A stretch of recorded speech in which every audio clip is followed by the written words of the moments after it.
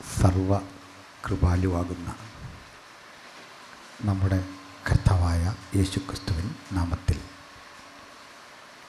ഇന്നിവിടെ സന്നിഹിതരായിട്ടുള്ള എല്ലാ സഹോദരന്മാർക്കും വന്ദനങ്ങൾ. യോഗാധ്യക്ഷൻ ബഹുമാന്യനായ സാബു പാസ്റ്റർ, ആദരണീയ കർത്താവിൻ്റെ ദാസൻ പാസ്റ്റർ NB ബേബി അവറുകൾ, ബഹുമാന്യരായ സഹോദരങ്ങൾ, പാട്ടുപാടുന്ന കുഞ്ഞുങ്ങൾ, ഈ യോഗം ഇവിടെ സംഘടിപ്പിച്ച ഈ ഭവനം, ഇവിടെയുള്ള പ്രിയ സഹോദരൻ, മറ്റ് പ്രിയപ്പെട്ടവർ, ശബ്ദപരിധിക്കുള്ളിൽ സുവിശേഷം കേട്ടുകൊണ്ടിരിക്കുന്ന നല്ലവരായ ഗ്രാമവാസികൾ എല്ലാവരെയും ഓർത്ത് കർത്താവിനെ സ്തുതിക്കുകയും തുറന്നുള്ള സമയം ദൈവവചനത്തിൽ അധിഷ്ഠിതമായ ചിന്തകളും വിശകലനങ്ങൾക്കും വേണ്ടി വേർതിരിക്കേണ്ടതിനും പ്രാർത്ഥന പുരസ്സരം ഇവിടെ നിൽക്കുന്നു. ഒരു തിരുവചന ഭാഗം വായിച്ച് സഹായിക്കാൻ ഞാൻ അപേക്ഷിക്കുന്നു. വിശുദ്ധ പൗലോസ് ഗലാത്യർക്കെഴുതിയ ലേഖനം 6-ാം അധ്യായം അതിൻ്റെ 14-ാം വാക്യം. ഗലാത്യർ 6:14. എനിക്കോ നമ്മുടെ കർത്താവായ യേശുക്രിസ്തുവിൻ്റെ ക്രൂശിൽ അല്ലാതെ പ്രശംസിക്കുവാൻ ഇടവരരുത്. ഒരു വേള പ്രാർത്ഥിക്കാം. സ്വർഗീയ പിതാവേ, ഞങ്ങളുടെ സുവിശേഷ യോഗം ഇന്ന് ഇവിടെ ആരംഭിക്കുന്നു. അങ്ങയുടെ പ്രവൃത്തിക്ക് ആരംഭമോ അവസാനമോ ഇല്ലല്ലോ. കാലാധിപത്യയായ അങ്ങയെക്കുറിച്ച് പറയാൻ ഞങ്ങൾക്ക് ലഭിക്കുന്ന നല്ല അവസരത്തിനായി സ്തോത്രം ചെയ്യുന്നു. ദൂരത്തും അരികിലും ഇരുന്ന് അങ്ങയുടെ വചനം കേൾക്കുന്ന എല്ലാ അങ്ങയുടെ മക്കൾക്കായി സ്തോത്രം. തിരുവെഴുത്തിൻ്റെ ശക്തി ഇന്ന് രാത്രി വെളിപ്പെടുത്തണമേ. വചനം എന്തൊക്കെ ഞങ്ങൾക്കായി കരുതി വച്ചിട്ടുണ്ടോ അതൊക്കെ നൽകിത്തന്നു ഞങ്ങളെ സഹായിക്കണമേ. പതിവായി ഇവിടെ നടന്നു വരുന്ന സുവിശേഷ ഘോഷണം ഈ ദേശത്തിൻ്റെ വിടുതലിന് അങ്ങ് ഹേതുവാക്കണമേ. പൈശാചിക ബന്ധനത്തിലകപ്പെട്ട ഇരുട്ടിൻ്റെ ആത്മാക്കൾ തടഞ്ഞു വച്ചിരിക്കുന്ന എല്ലാ ദുരൂഹതകളുടെ നടുവിലും ദൈവത്തിൻ്റെ ശബ്ദം കേട്ട് ചിലർ വിടുവിക്കപ്പെടുവാൻ യേശുക്രിസ്തുവിൻ നാമത്തിൽ ഞങ്ങൾ ഈ ഗ്രാമത്തെ അനുഗ്രഹിച്ച് പ്രാർത്ഥിക്കുന്നു. വചനത്തിലേക്ക് ഞങ്ങൾ കടക്കട്ടെ. അവിടുന്ന് പ്രാർത്ഥന കേട്ടതുകൊണ്ട് സ്തോത്രം. യേശു കർത്താവിൻ വിലയേറിയ നാമത്തിൽ തന്നെ ആമേൻ. ഹല്ലേലൂയ. വളരെ വളരെ അനുഗ്രഹിക്കപ്പെട്ട ഈ സന്ദർഭത്തെ ഓർത്ത് ഞാൻ കർത്താവിനെ സ്തുതിക്കും. ഇന്നിവിടെ വരും എന്ന് പ്രതീക്ഷിച്ച അത്ര ആളുകൾ വരാത്തതിൽ നിങ്ങൾക്കൊരു ദുഃഖം കാണുന്നു. അല്ല, എനിക്കങ്ങനെയില്ല. കാരണം മഴയാണെങ്കിലും നമുക്കൊരു യോഗം കൂടി യേശുവിനെ ഉയർത്താൻ ലഭിക്കുന്നത് സന്തോഷമാണ്. ഇത്തരമൊരു സന്ദർഭം ചില വർഷങ്ങൾക്കപ്പുറത്ത് ഞങ്ങൾ എങ്ങനെ പ്രയോജനപ്പെടുത്തി എന്നത് ഒരു നിമിഷം ഒന്ന് പറഞ്ഞുകൊണ്ട് തുടങ്ങാം. വടശ്ശേരിക്കരയ്ക്കപ്പുറത്ത് IPCയുടെ ഒരു കൺവെൻഷനാണ്. അപ്പോൾ എൻ്റെ പക്കൽ ഒരു സൗണ്ട് സിസ്റ്റം വേറെയുണ്ട്. സാധാരണ അതുകൊണ്ടാണ് ഞാൻ പോകാറുള്ളത്. വണ്ടിക്കകത്ത് കാണും. അവിടെ ചിലപ്പോൾ കരണ്ട് പോയി, മറ്റു കുറേ പ്രയാസങ്ങളുണ്ടായി. ഒടുവിൽ ഇതുപയോഗിച്ച് സംസാരിക്കുക. ഹാൻഡ് മൈക്കല്ല, ജനറേറ്റർ വേണം. ചെറിയ ജനറേറ്റർ മതി. അതുപയോഗിച്ച് സംസാരിക്കാൻ ശ്രമിച്ചപ്പോൾ ആ ജനറേറ്റർ വർക്ക് ചെയ്യാതായി. പിന്നെ മൈക്കില്ലാതെയാണ് ഒരു 10-250 പേരോട് അന്ന് പ്രസംഗിച്ചത്. അപ്പോൾ പല വിധത്തിലുള്ള പരിശീലനം ജീവിതത്തിലുള്ളത് കൊണ്ട് ഈ അനുഭവം ഒരു വേറിട്ട അനുഭവമായി കണ്ട് അനുഭവിക്കാനാണ് എനിക്ക് താല്പര്യം. തന്നെയല്ല, നാം ചിന്തിക്കുന്നതിനപ്പുറത്ത് ദൈവ പദ്ധതി വിശാലവും വലുതുമാണ്. അതുകൊണ്ട് ആദ്യം ദൈവത്തെ അനുസരിക്കാനാണ് നമ്മൾ പഠിക്കേണ്ടത്. Hallelujah, praise the Lord. അതുകൊണ്ട് ഞാൻ ഈ വചനത്തിലേക്ക് ഒന്ന് കടക്കും മുമ്പ് ഒരു സാക്ഷ്യം പറഞ്ഞുകൊണ്ട് തുടങ്ങുന്നതാണ് ഏറ്റവും ഭംഗി എന്ന് കരുതുന്നു. ബഹുമാന്യ സാബു പാസ്റ്റർ ഒരു 15 കൊല്ലങ്ങൾക്കപ്പുറം മുതൽ ഞങ്ങൾ നല്ല സുഹൃത്തുക്കളാണ്. എന്നാൽ ഈ സഭയുടെ ശുശ്രൂഷകൻ ബഹുമാന്യനായ വേവിച്ചം പാസ്റ്ററുമായിട്ടുള്ള എൻ്റെ ബന്ധങ്ങൾക്ക് വർഷങ്ങളുടെ പാരമ്പര്യമുണ്ട് എന്ന് പറയാം. അദ്ദേഹത്തിന് മക്കളൊക്കെ ജനിക്കും മുമ്പ് വിവാഹമൊക്കെ കഴിഞ്ഞ കാലയളവ് മുതൽ ഞങ്ങൾ അടുത്ത് ഇടപഴകുന്ന സഹോദരങ്ങളാണ് എന്ന് പറയുന്നതിൽ കർത്താവിനെ സ്തുതിക്കുന്നു. അതെല്ലാം ഉപരി സൗപാസ്റ്റർക്ക് വരെ ഒരു അത്ഭുതം തോന്നുന്ന ഒരു കഥ കൂടി പറഞ്ഞുകൊണ്ട് തുടങ്ങാം. എന്നെയും എൻ്റെ മാതാവിനെയും വിശ്വാസത്തിലേക്ക് നയിച്ചത് ബഹുമാനപ്പെട്ട കർത്താവിൻ്റെ ദാസൻ വേവിച്ചം പാസ്റ്ററും പ്രിയ ലില്ലിക്കുട്ടി അമ്മാമ്മയുമാണ്. അവരിലൂടെയാണ് ഞങ്ങൾ യേശുവിനെ കേൾക്കുന്നത്, സുവിശേഷം അറിയുന്നത്. എന്നാൽ കാലം ഒത്തിരി കഴിഞ്ഞു, രണ്ടുപേരും ഞങ്ങളൊക്കെ പലയിടങ്ങളിലായി. ഞാനിൽ കൊടുത്തോട്ടെന്നൊക്കെ പാസ്റ്റർ കേൾക്കാറുണ്ട്, അത് ഞാനാണെന്നറിയില്ലായിരുന്നു. അങ്ങനെ ഒരിക്കൽ എൻ്റെ മുമ്പിൽ വന്നു പെട്ടു. അങ്ങനെ എനിക്ക് ആളിനെ മനസ്സിലായി. എന്നെ അറിയുമോയെന്ന് ചോദിച്ചിട്ടും അറിയില്ല. കാരണം എന്നെ കാണുന്ന കാലത്ത് വയസ്സ് 11 എനിക്ക്. അപ്പോൾ ഇന്നും അഭിമാനത്തോടെ പറയാറുണ്ട്, 11ാം വയസ്സിലാണ് രക്ഷിക്കപ്പെടുന്നത്, 12ാം വയസ്സിലാണ് സ്നാനപ്പെടുന്നത്. ഞാൻ സ്നാനപ്പെടുമ്പോഴേക്ക് പാസ്റ്റർ അവിടുന്ന് സ്ഥലം മാറിയൊക്കെ പോന്നു. അങ്ങനെ നല്ലൊരു അനുഭവം കർത്തൃദാസനുമായിട്ട് ഇടപഴകാൻ കഴിഞ്ഞതിൽ കർത്താവിനെ സ്തുതിക്കുന്നു. എൻ്റെ അമ്മച്ചി നന്നായിട്ട് പ്രാർത്ഥിക്കുന്ന ഒരു കർത്തൃദാസിയായിരുന്നു. പഠനത്തിലൊക്കെ മികവ് പുലർത്തുന്ന ഒരനുഭവമായിരുന്നു എൻ്റേത്. ഫസ്റ്റ് ക്ലാസ് സെക്കൻഡ് ക്ലാസ് വാങ്ങിയാണ് ഒരുതപ്പെട്ട പരീക്ഷകളൊക്കെ ജയിച്ചത്. പക്ഷേ എന്നിട്ടും കർത്താവിൻ്റെ വേല തിരഞ്ഞെടുക്കണമെന്ന കർശനമായ ഒരു ബോധം ഉള്ളിൽ തന്നത് അങ്ങനെ പ്രാർത്ഥിക്കുന്ന ഒരമ്മയുടെ സമർപ്പണമായിരുന്നു എന്നതും നന്ദിയോടെ ഓർക്കുന്നു. 4 കൊല്ലങ്ങൾക്കപ്പുറത്ത് എൻ്റെ മാതാവ് കർത്തൃസന്നിധിയിൽ ചേർക്കപ്പെട്ടു. പ്രിയ മാതാവിൻ്റെ അവസാന കാലഘട്ടത്തിലെ ഒരു ആഗ്രഹമായിരുന്നു കർത്താവിൻ്റെ ദാസനെ കാണണം. അങ്ങനെ തേടിപ്പിടിച്ച് കർത്തൃദാസനെയും ദാസിയെയും കാണാനും ഒക്കെ അമ്മയ്ക്ക് ഭാഗ്യമുണ്ടായി. ഇന്ന് ഒരുമിച്ച് ഇവിടെ നിൽക്കാൻ കഴിഞ്ഞതിൽ എല്ലാ നന്ദിയും കർത്തൃസന്നിധിയിൽ അർപ്പിച്ചുകൊണ്ട് ഞാൻ വചന സൃഷ്ടിയിലേക്ക് പ്രവേശിക്കുകയാണ്. ഞാൻ സുവിശേഷം പ്രസംഗിക്കുന്ന ഇടത്ത് പ്രഥമ രാത്രിയിൽ പറയുന്ന ഒരു കാര്യമുണ്ട്. ഇത് പറഞ്ഞുകൊണ്ട് ആരംഭിക്കാം. ഞങ്ങളുടെ ഈ പ്രസംഗം ഏതെങ്കിലും ഒരു സമൂഹത്തിൻ്റെ, ഒരു മതത്തിൻ്റെ, ഒരു വിശ്വാസ സംഹിതയുടെ വിമർശനമോ ശരിതെറ്റുകളുടെ വിശകലനമോ അല്ല ആത്യന്തികമായിട്ട്. അതുകൊണ്ട് ക്രൈസ്തവരല്ലാത്ത സുഹൃത്തുക്കൾ ഈ പ്രസംഗം കേൾക്കുകയോ ഇതിലെ ചിന്തകൾ മനസ്സിലാക്കുകയോ ചെയ്യുമ്പോൾ ഒരു അന്യതാബോധം വേണ്ട. നിങ്ങൾക്ക് വേണ്ടി കൂടിയുള്ള ഒരു സന്ദേശമാണ്. അത് നിങ്ങളുടെ വിശ്വാസ ആചാരങ്ങൾ ഏതോ തെറ്റാണെന്ന് പറയാനോ അത് മോശമാണെന്ന് അപഹസിക്കാനോ ഒന്നുമല്ല ഞങ്ങൾ ആഗ്രഹിക്കുന്നത്. അതൊന്നുമല്ല ഇവിടെ വിഷയം. മറിച്ച് ഏതൊരാൾക്കും, ഏത് കാലഘട്ടത്തിൽ ജീവിച്ചിരിക്കുന്നവർക്കും, പ്രപഞ്ചത്തിലെ ഏത് മനുഷ്യനും ഒരുപോലെ പ്രസക്തവും സ്വീകാര്യവുമായ ഒരു സന്ദേശമാണ് സുവിശേഷം. ആ സുവിശേഷത്തിന് കാലമോ സാഹചര്യമോ വ്യക്തിയോ ഭാഷയോ വർണ്ണമോ വർഗമോ ഒന്നുമില്ല.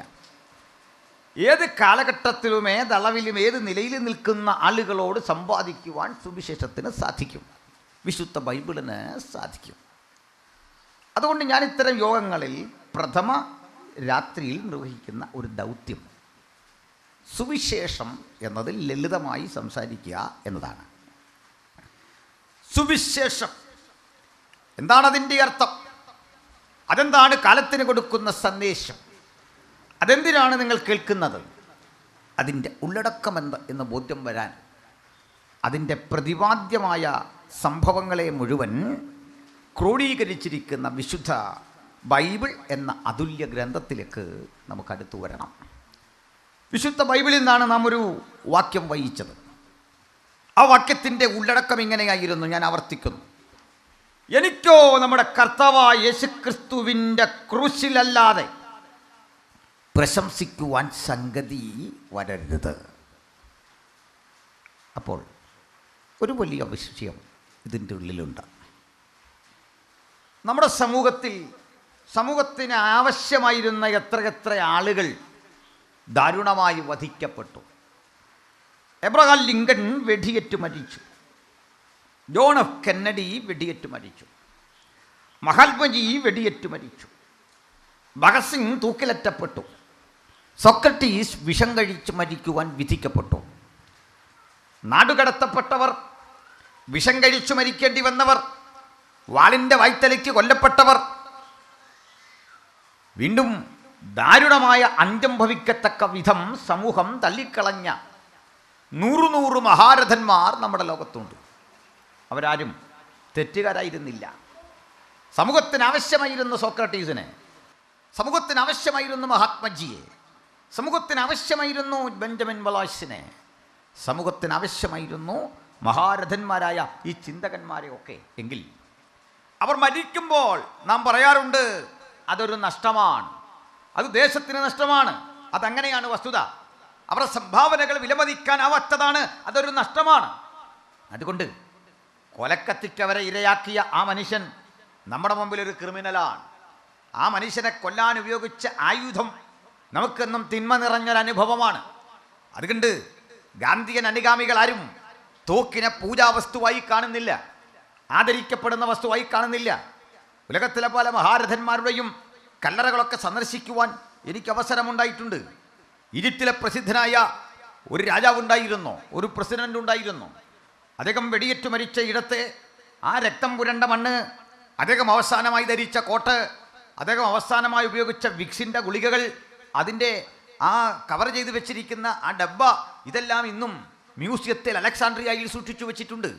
പക്ഷേ അദ്ദേഹത്തിന് നേരെ ആയുധം പ്രയോഗിച്ചവൻ്റെ ആയുധമോ വെടിയുണ്ടയുടെ തിരയോ ഒരിക്കലും വിശുദ്ധ വസ്തുവായി സൂക്ഷിച്ചിട്ടില്ല. മഹാത്മജി വെടിയേറ്റു മരിച്ച ഇടവും അദ്ദേഹം ഹയരേയം എന്ന് പറഞ്ഞുകൊണ്ട് താഴെ വീഴുമ്പോൾ ചൊരിയപ്പെട്ട ചോരയുടെ ഭാഗങ്ങളുമൊക്കെ അടയാളപ്പെടുത്തി വെച്ചിട്ട് അത് ദേശീയ സ്മാരകങ്ങളുടെ ഭാഗമായി സൂക്ഷിച്ചിട്ടുണ്ട്. എന്നാൽ അദ്ദേഹം വെടിയേറ്റു മരിച്ച ഘട്ടത്തിൽ അദ്ദേഹത്തിൻ്റെ ശരീരം തുളച്ച് പുറത്തെടുത്ത വെടിയുണ്ടയോ, അദ്ദേഹത്തെ ആക്രമിക്കാൻ ഉപയോഗിച്ച തോക്കോ നമുക്കെന്നും ഒരു പ്രതിസന്ധിയുടെ വസ്തുവാണ്. അത് കാണുമ്പോൾ വേണ്ടപ്പെട്ടൊരു മനുഷ്യന്, ആദരിക്കപ്പെടേണ്ട ഒരു മനുഷ്യന് മരണം വിധിയെഴുതിയ ലോകത്തിൻ്റെ വ്യവസ്ഥകളോട് നമുക്കൊരു കലഹമോ സങ്കടമോ ഒരു വിരോധമോ ധാർമ്മിക രോഷമോ തോന്നാം. പക്ഷേ ഇവിടെ ഇത് അപ്പോസ്തലൻ വിപരീത ദിശയിൽ ഒരു കാര്യം പ്രഖ്യാപിക്കുന്നു. യേശു ക്രൂശിക്കപ്പെട്ടെങ്കിൽ ആ ക്രൂശിനെ നോക്കിക്കൊണ്ട് പറയുക, ആ ക്രൂശ് ഞങ്ങൾക്ക് പ്രശംസാ വസ്തുവാണ്. ആ ക്രൂശ് ഒഴികെ ഒന്നിലും പ്രശംസിക്കുവാൻ ഞങ്ങൾക്ക് ഇടവരാതിരിക്കട്ടെ. ആ ക്രൂശ് എങ്ങനെയാണ് പ്രശംസയാകുന്നത്? മാരകമായ മരണം ലോകത്തിലെ ക്രിമിനലുകൾക്ക് വിധിയെഴുതിയ ആ മരക്കുരിശ് നോക്കിക്കൊണ്ട് പൗലോസ് എന്ന ഉന്നത ദാർശനികൻ, ഉന്നത ചിന്തകൻ ഇത്ര ആത്മാഭിമാനത്തോടെ പറയുക, ഈ ക്രൂശ് എനിക്ക് പ്രശംസയാണെന്ന് പറയുമ്പോൾ അത് ലംബവും തിരശ്ചീനവുമായി ഇണച്ചു കെട്ടിയിരിക്കുന്ന മരക്കമ്പുകളെ നോക്കി സിമന്റിൽ തീർത്തൊരു കുരിശിനെ നോക്കിക്കൊണ്ട് വിളിച്ചു പറയുകയല്ല. ആ ക്രൂശിൽ ഉലകത്തിൽ ഇതുവരെ കണ്ടതിൽ ഏറ്റവും ശ്രേഷ്ഠവും അനിവാര്യവുമായ ഒരു സംഭവം നടന്നപ്പോൾ മരണത്തിനും മരണം വിധി എഴുതുന്ന ജീവന്റെ അപ്പമായവൻ തകർക്കപ്പെടുന്ന കാഴ്ച കണ്ടിട്ട് അർത്ഥസഹിതമായ ആ മരണത്തിന്റെ അർത്ഥതലങ്ങളെ വിവക്ഷിച്ചുകൊണ്ട് അപ്പോസ്തലൻ പറയുക, എനിക്കോ നമ്മുടെ കർത്താവായ യേശു ക്രിസ്തുവിന്റെ ക്രൂശിൽ അല്ലാതെ പ്രശംസിക്കുവാൻ ഇടവരരുത്. മുഴുവൻ പാപത്തിന്റെ പ്രായശ്ചിത്തത്തിനായി ഇന്നേക്ക് 2000 ആണ്ടുകൾക്കപ്പുറത്ത് കാൽവരി കൊലമരത്തിൽ പ്രാണനെ യാഗമാക്കി തീർത്ത കർത്താവായ യേശുക്രിസ്തുവിന്റെ ക്രൂശും അവിടുത്തെ അന്ത്യനിമിഷങ്ങളും അവിടുത്തെ പ്രായശ്ചിത്ത ബലിയും ഉത്കൃഷ്ടമായ ഒരു അനുഭവമായി ചൂണ്ടിക്കാട്ടിക്കൊണ്ട് ഈ ശബ്ദം കേൾക്കുന്ന ഏവർക്കും സുവിശേഷത്തിന്റെ ആ ലളിത സാരാംശം ഞങ്ങൾ ഇങ്ങനെ ഉദ്ഘോഷിക്കട്ടെ. മറ്റൊരുത്തലും രക്ഷയില്ല, നാം രക്ഷിക്കപ്പെടുവാൻ ആകാശത്തിന് കീഴിൽ മനുഷ്യരുടെ ഇടയിൽ നൽകപ്പെട്ട ഒരേ ഒരു നാമം കർത്താവായ യേശുക്രിസ്തുവിന്റെ നാമം. Hallelujah, praise the Lord. അതുകൊണ്ട് ആ സുവിശേഷത്തെ ആലേഖനം ചെയ്തു വച്ചിരിക്കുന്ന ബൈബിളിലൂടെ നമുക്ക് ഒന്ന് യാത്ര ചെയ്ത് തുടങ്ങാം. Hallelujah, praise the Lord. എന്താണത്? ബൈബിൾ എന്നത് 66 പുസ്തകങ്ങളുടെ ഒരു സമാഹാരമാണ്. 66 പുസ്തകങ്ങളുള്ള ബൈബിൾ 2 ഭാഗങ്ങളായി വിഭജിക്കപ്പെട്ടിരിക്കുന്നു. അതിൻ്റെ പൂർവഭാഗം അഥവാ ആമുഖഭാഗം പഴയ നിയമം എന്ന് നമ്മൾ വിളിക്കും. വാസ്തവത്തിൽ അങ്ങനെ വിളിക്കുന്നത് സാങ്കേതികമാണ്, പുതിയതൊന്ന് വന്നതുകൊണ്ട് പഴയതെന്ന് പറയുന്നതാണ്. അങ്ങനെയാണ്. 2 പുതിയ നിയമം എന്ന് പറയുന്ന ഉത്തരഭാഗം. ആമുഖ ഭാഗത്ത് 39 പുസ്തകങ്ങളെങ്കിൽ ഒടുവിൽ 27 പുസ്തകങ്ങൾ. രണ്ടും ചേരുന്ന 66 പുസ്തകങ്ങളുള്ള ഈ കൃതിയുടെ ഒരു സവിശേഷത, ഇതുപോലെ ഒരു കൃതിയും ലോകത്തുണ്ടായിട്ടില്ല എന്നതാണ്. കാരണം ഒരാൾ ഒറ്റ ഇരിപ്പിൽ ഇരുന്ന് എഴുതി തീർത്തതോ ഒരു കുടുംബാംഗങ്ങളോ കൂട്ടുകാരോ ഒത്തൊരുമിച്ച് കൂടിയിരുന്ന് എഴുതിയതോ ആയ ഒരു കൃതിയല്ല.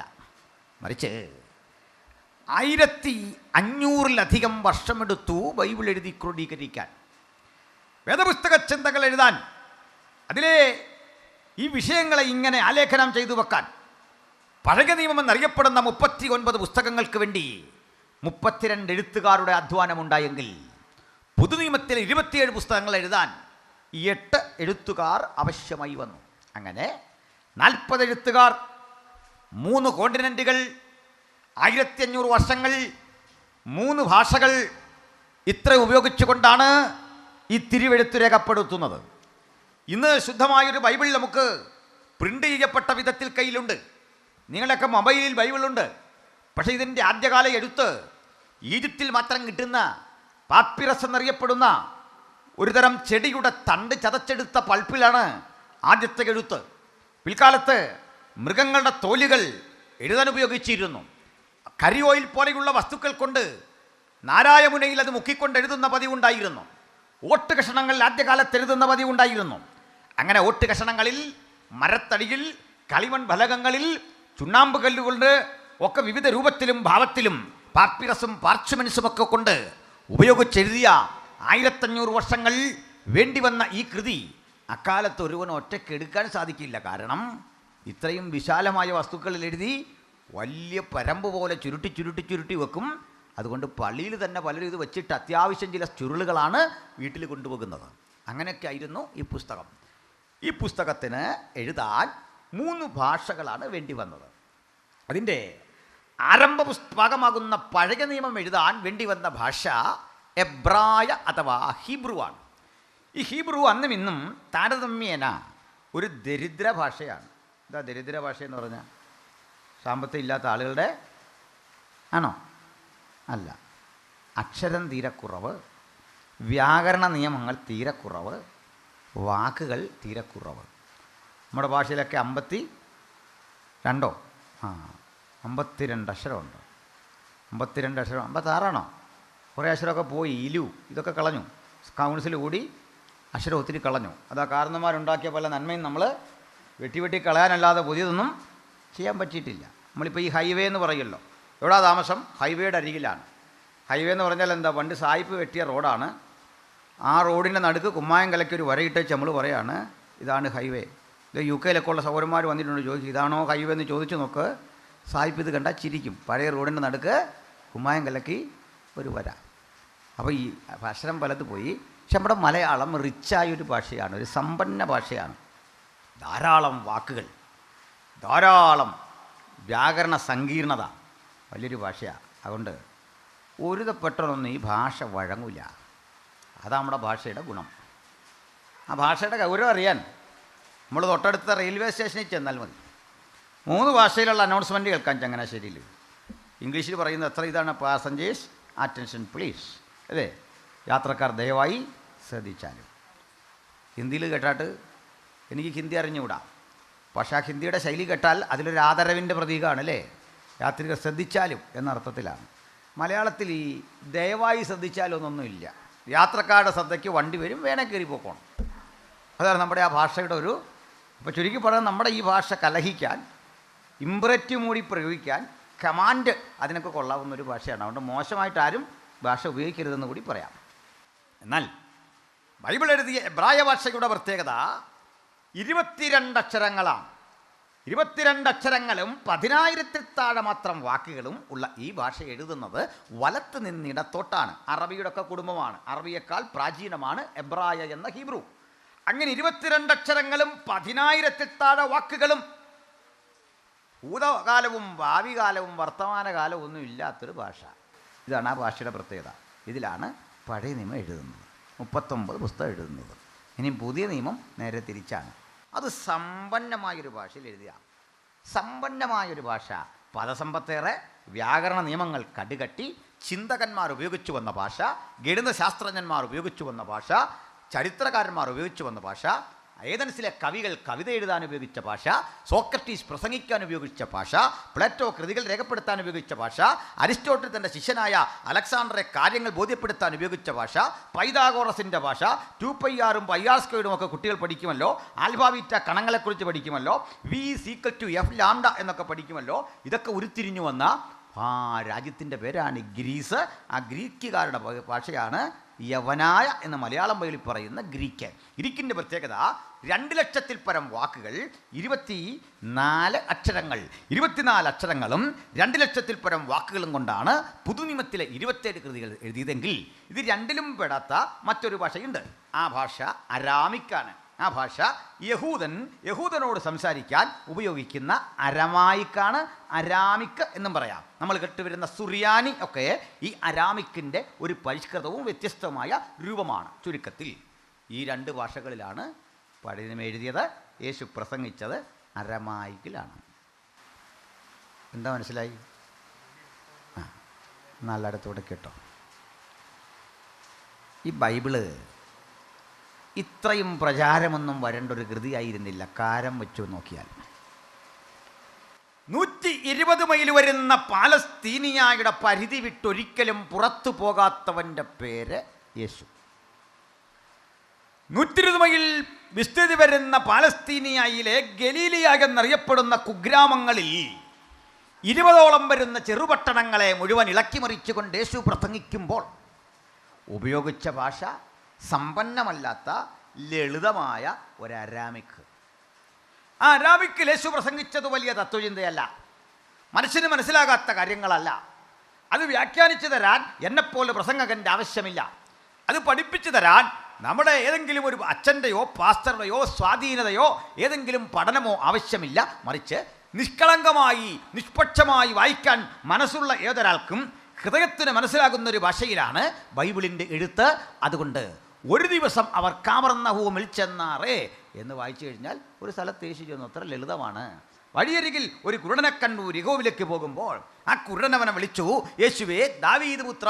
ഇതൊക്കെ വ്യാഖ്യാനിക്കേണ്ട ആവശ്യമുണ്ടോ? ഏതൊരാൾക്കും എളുപ്പത്തിൽ മനസ്സിലാക്കാൻ കഴിയും വിധം ഏറ്റവും ചെറിയ ഒരു ഭാഷയിൽ ഒരു ചെറിയ ജനത്തോട് പാലസ്തീനിയ വിട്ട് പോകാത്ത ക്രിസ്തു ആ ഭാഷയിൽ പ്രസംഗിച്ചു. യേശു കർത്താവ് ഒരു പുസ്തകം എഴുതിയിട്ടില്ല. യേശു കർത്താവ് ഒരു സ്ഥാപനം രജിസ്റ്റർ ചെയ്തുണ്ടാക്കിയില്ല. യേശുവിനൊരു ഹെഡ് ക്വാർട്ടേഴ്സ് ഇല്ല. യേശുവിന് ലെറ്റർപാടും സീലും അനുഗാമികൾ ഏതെങ്കിലും വിധത്തിൽ കൊടുക്കുന്ന മറ്റ് പാരിതോഷികങ്ങളോ അംഗീകാരങ്ങളോ സ്വീകാര്യതകളോ ഇല്ല. യേശു കർത്താവ് പ്രസംഗിച്ചത് പരിമിത ഭാഷയിൽ. ആ ശബ്ദം കേൾക്കാൻ കൂടി വന്നത് 10-12 പേരായ ബേത്സയിദ കടൽക്കരയിലെ മുക്കുവന്മാർ, ചുങ്കം പിരിക്കുന്ന ആളുകൾ, ആട്ടിടയന്മാർ. ഇവരിൽ നിന്ന് അരിച്ചെടുത്ത് കിട്ടിയത് 12 പേരെ. ആ കൂടെ കാര്യമായ പഠിപ്പുള്ള 2 പേര് കാണും. ബാക്കി ആളുകളെല്ലാം ഇല്ലിട്രേറ്റാണ്. മത്തായിയെ പോലുള്ള ചിലർക്ക് ചുങ്കം പിരിവുകാരനായതുകൊണ്ട് കണക്കെഴുതിയൊക്കെ ശീലമുണ്ട്. അതിനപ്പുറത്ത് കാര്യമായ അറിവുകളുള്ളവരല്ല. അപ്പോൾ ഈ മാർഗം എവിടെ വരെ പോകും? ഈ മാർഗത്തിന് പാലസ്തീനിയ വിട്ട് പുറത്ത് കിടക്കാൻ എന്താണ് സംഗതി? ഏതെങ്കിലും ഒരു സാധ്യതയുണ്ടോ? ഒരു സാധ്യതയുമില്ലെങ്കിൽ, ഒരിക്കൽ പോലും ഒരു പാട്ടെഴുതിയിട്ടില്ലാത്തവനാണ് യേശുവെങ്കിൽ ഉലകത്തിൽ ഏറ്റവും അധികം പാട്ടുണ്ടായത് യേശുവിനെ കുറിച്ചാണ്. ഒരിക്കൽ പോലും ഒരു കൃതി ചമച്ചിട്ടില്ലാത്തവൻ യേശുവെങ്കിൽ ലോകത്തിലേറ്റവും അധികം കൃതി ചമയ്ക്കപ്പെട്ടത് യേശുവിനെ കുറിച്ചാണ്. ലോകത്തേറ്റവും അധികം പ്രസംഗം നടന്നത് യേശുവിനെ കുറിച്ചാണ്. ലോകത്തേറ്റവും അധികം ആളുകൾ ആരാധിക്കുന്ന യുഗപുരുഷന്റെ പേര് യേശുവെന്നാണെങ്കിൽ എന്താണ് ഇതിന്റെ മാനദണ്ഡം? നിങ്ങളിൽ നല്ല പ്രവൃത്തിയെ ആരംഭിച്ചവൻ യേശുക്രിസ്തുവിന്റെ നാളോളം അതിനെ തികയ്ക്കുമെന്ന് ഉറപ്പിച്ചുകൊണ്ട് അപ്പോസ്തലൻ സ്ഥിരീകരിച്ചു പറയത്തക്ക വിധം പ്രപഞ്ചത്തിന്റെ 5 വൻകരകളിലും ഒരുപോലെ അലയടിക്കുന്ന ഉജ്ജ്വല നാമമാണ് യേശുക്രിസ്തുവെങ്കിൽ ഇന്ന് രാത്രി കർത്താവിന്റെ രക്ഷിതാവുമായി ബഹുജനങ്ങളുടെ മധ്യേ ഞങ്ങളെ ഉയർത്തിക്കാട്ടിക്കൊണ്ട് പറയാം, ഇവന് തുല്യനായി ഉലകത്തിൽ ആരുമില്ല.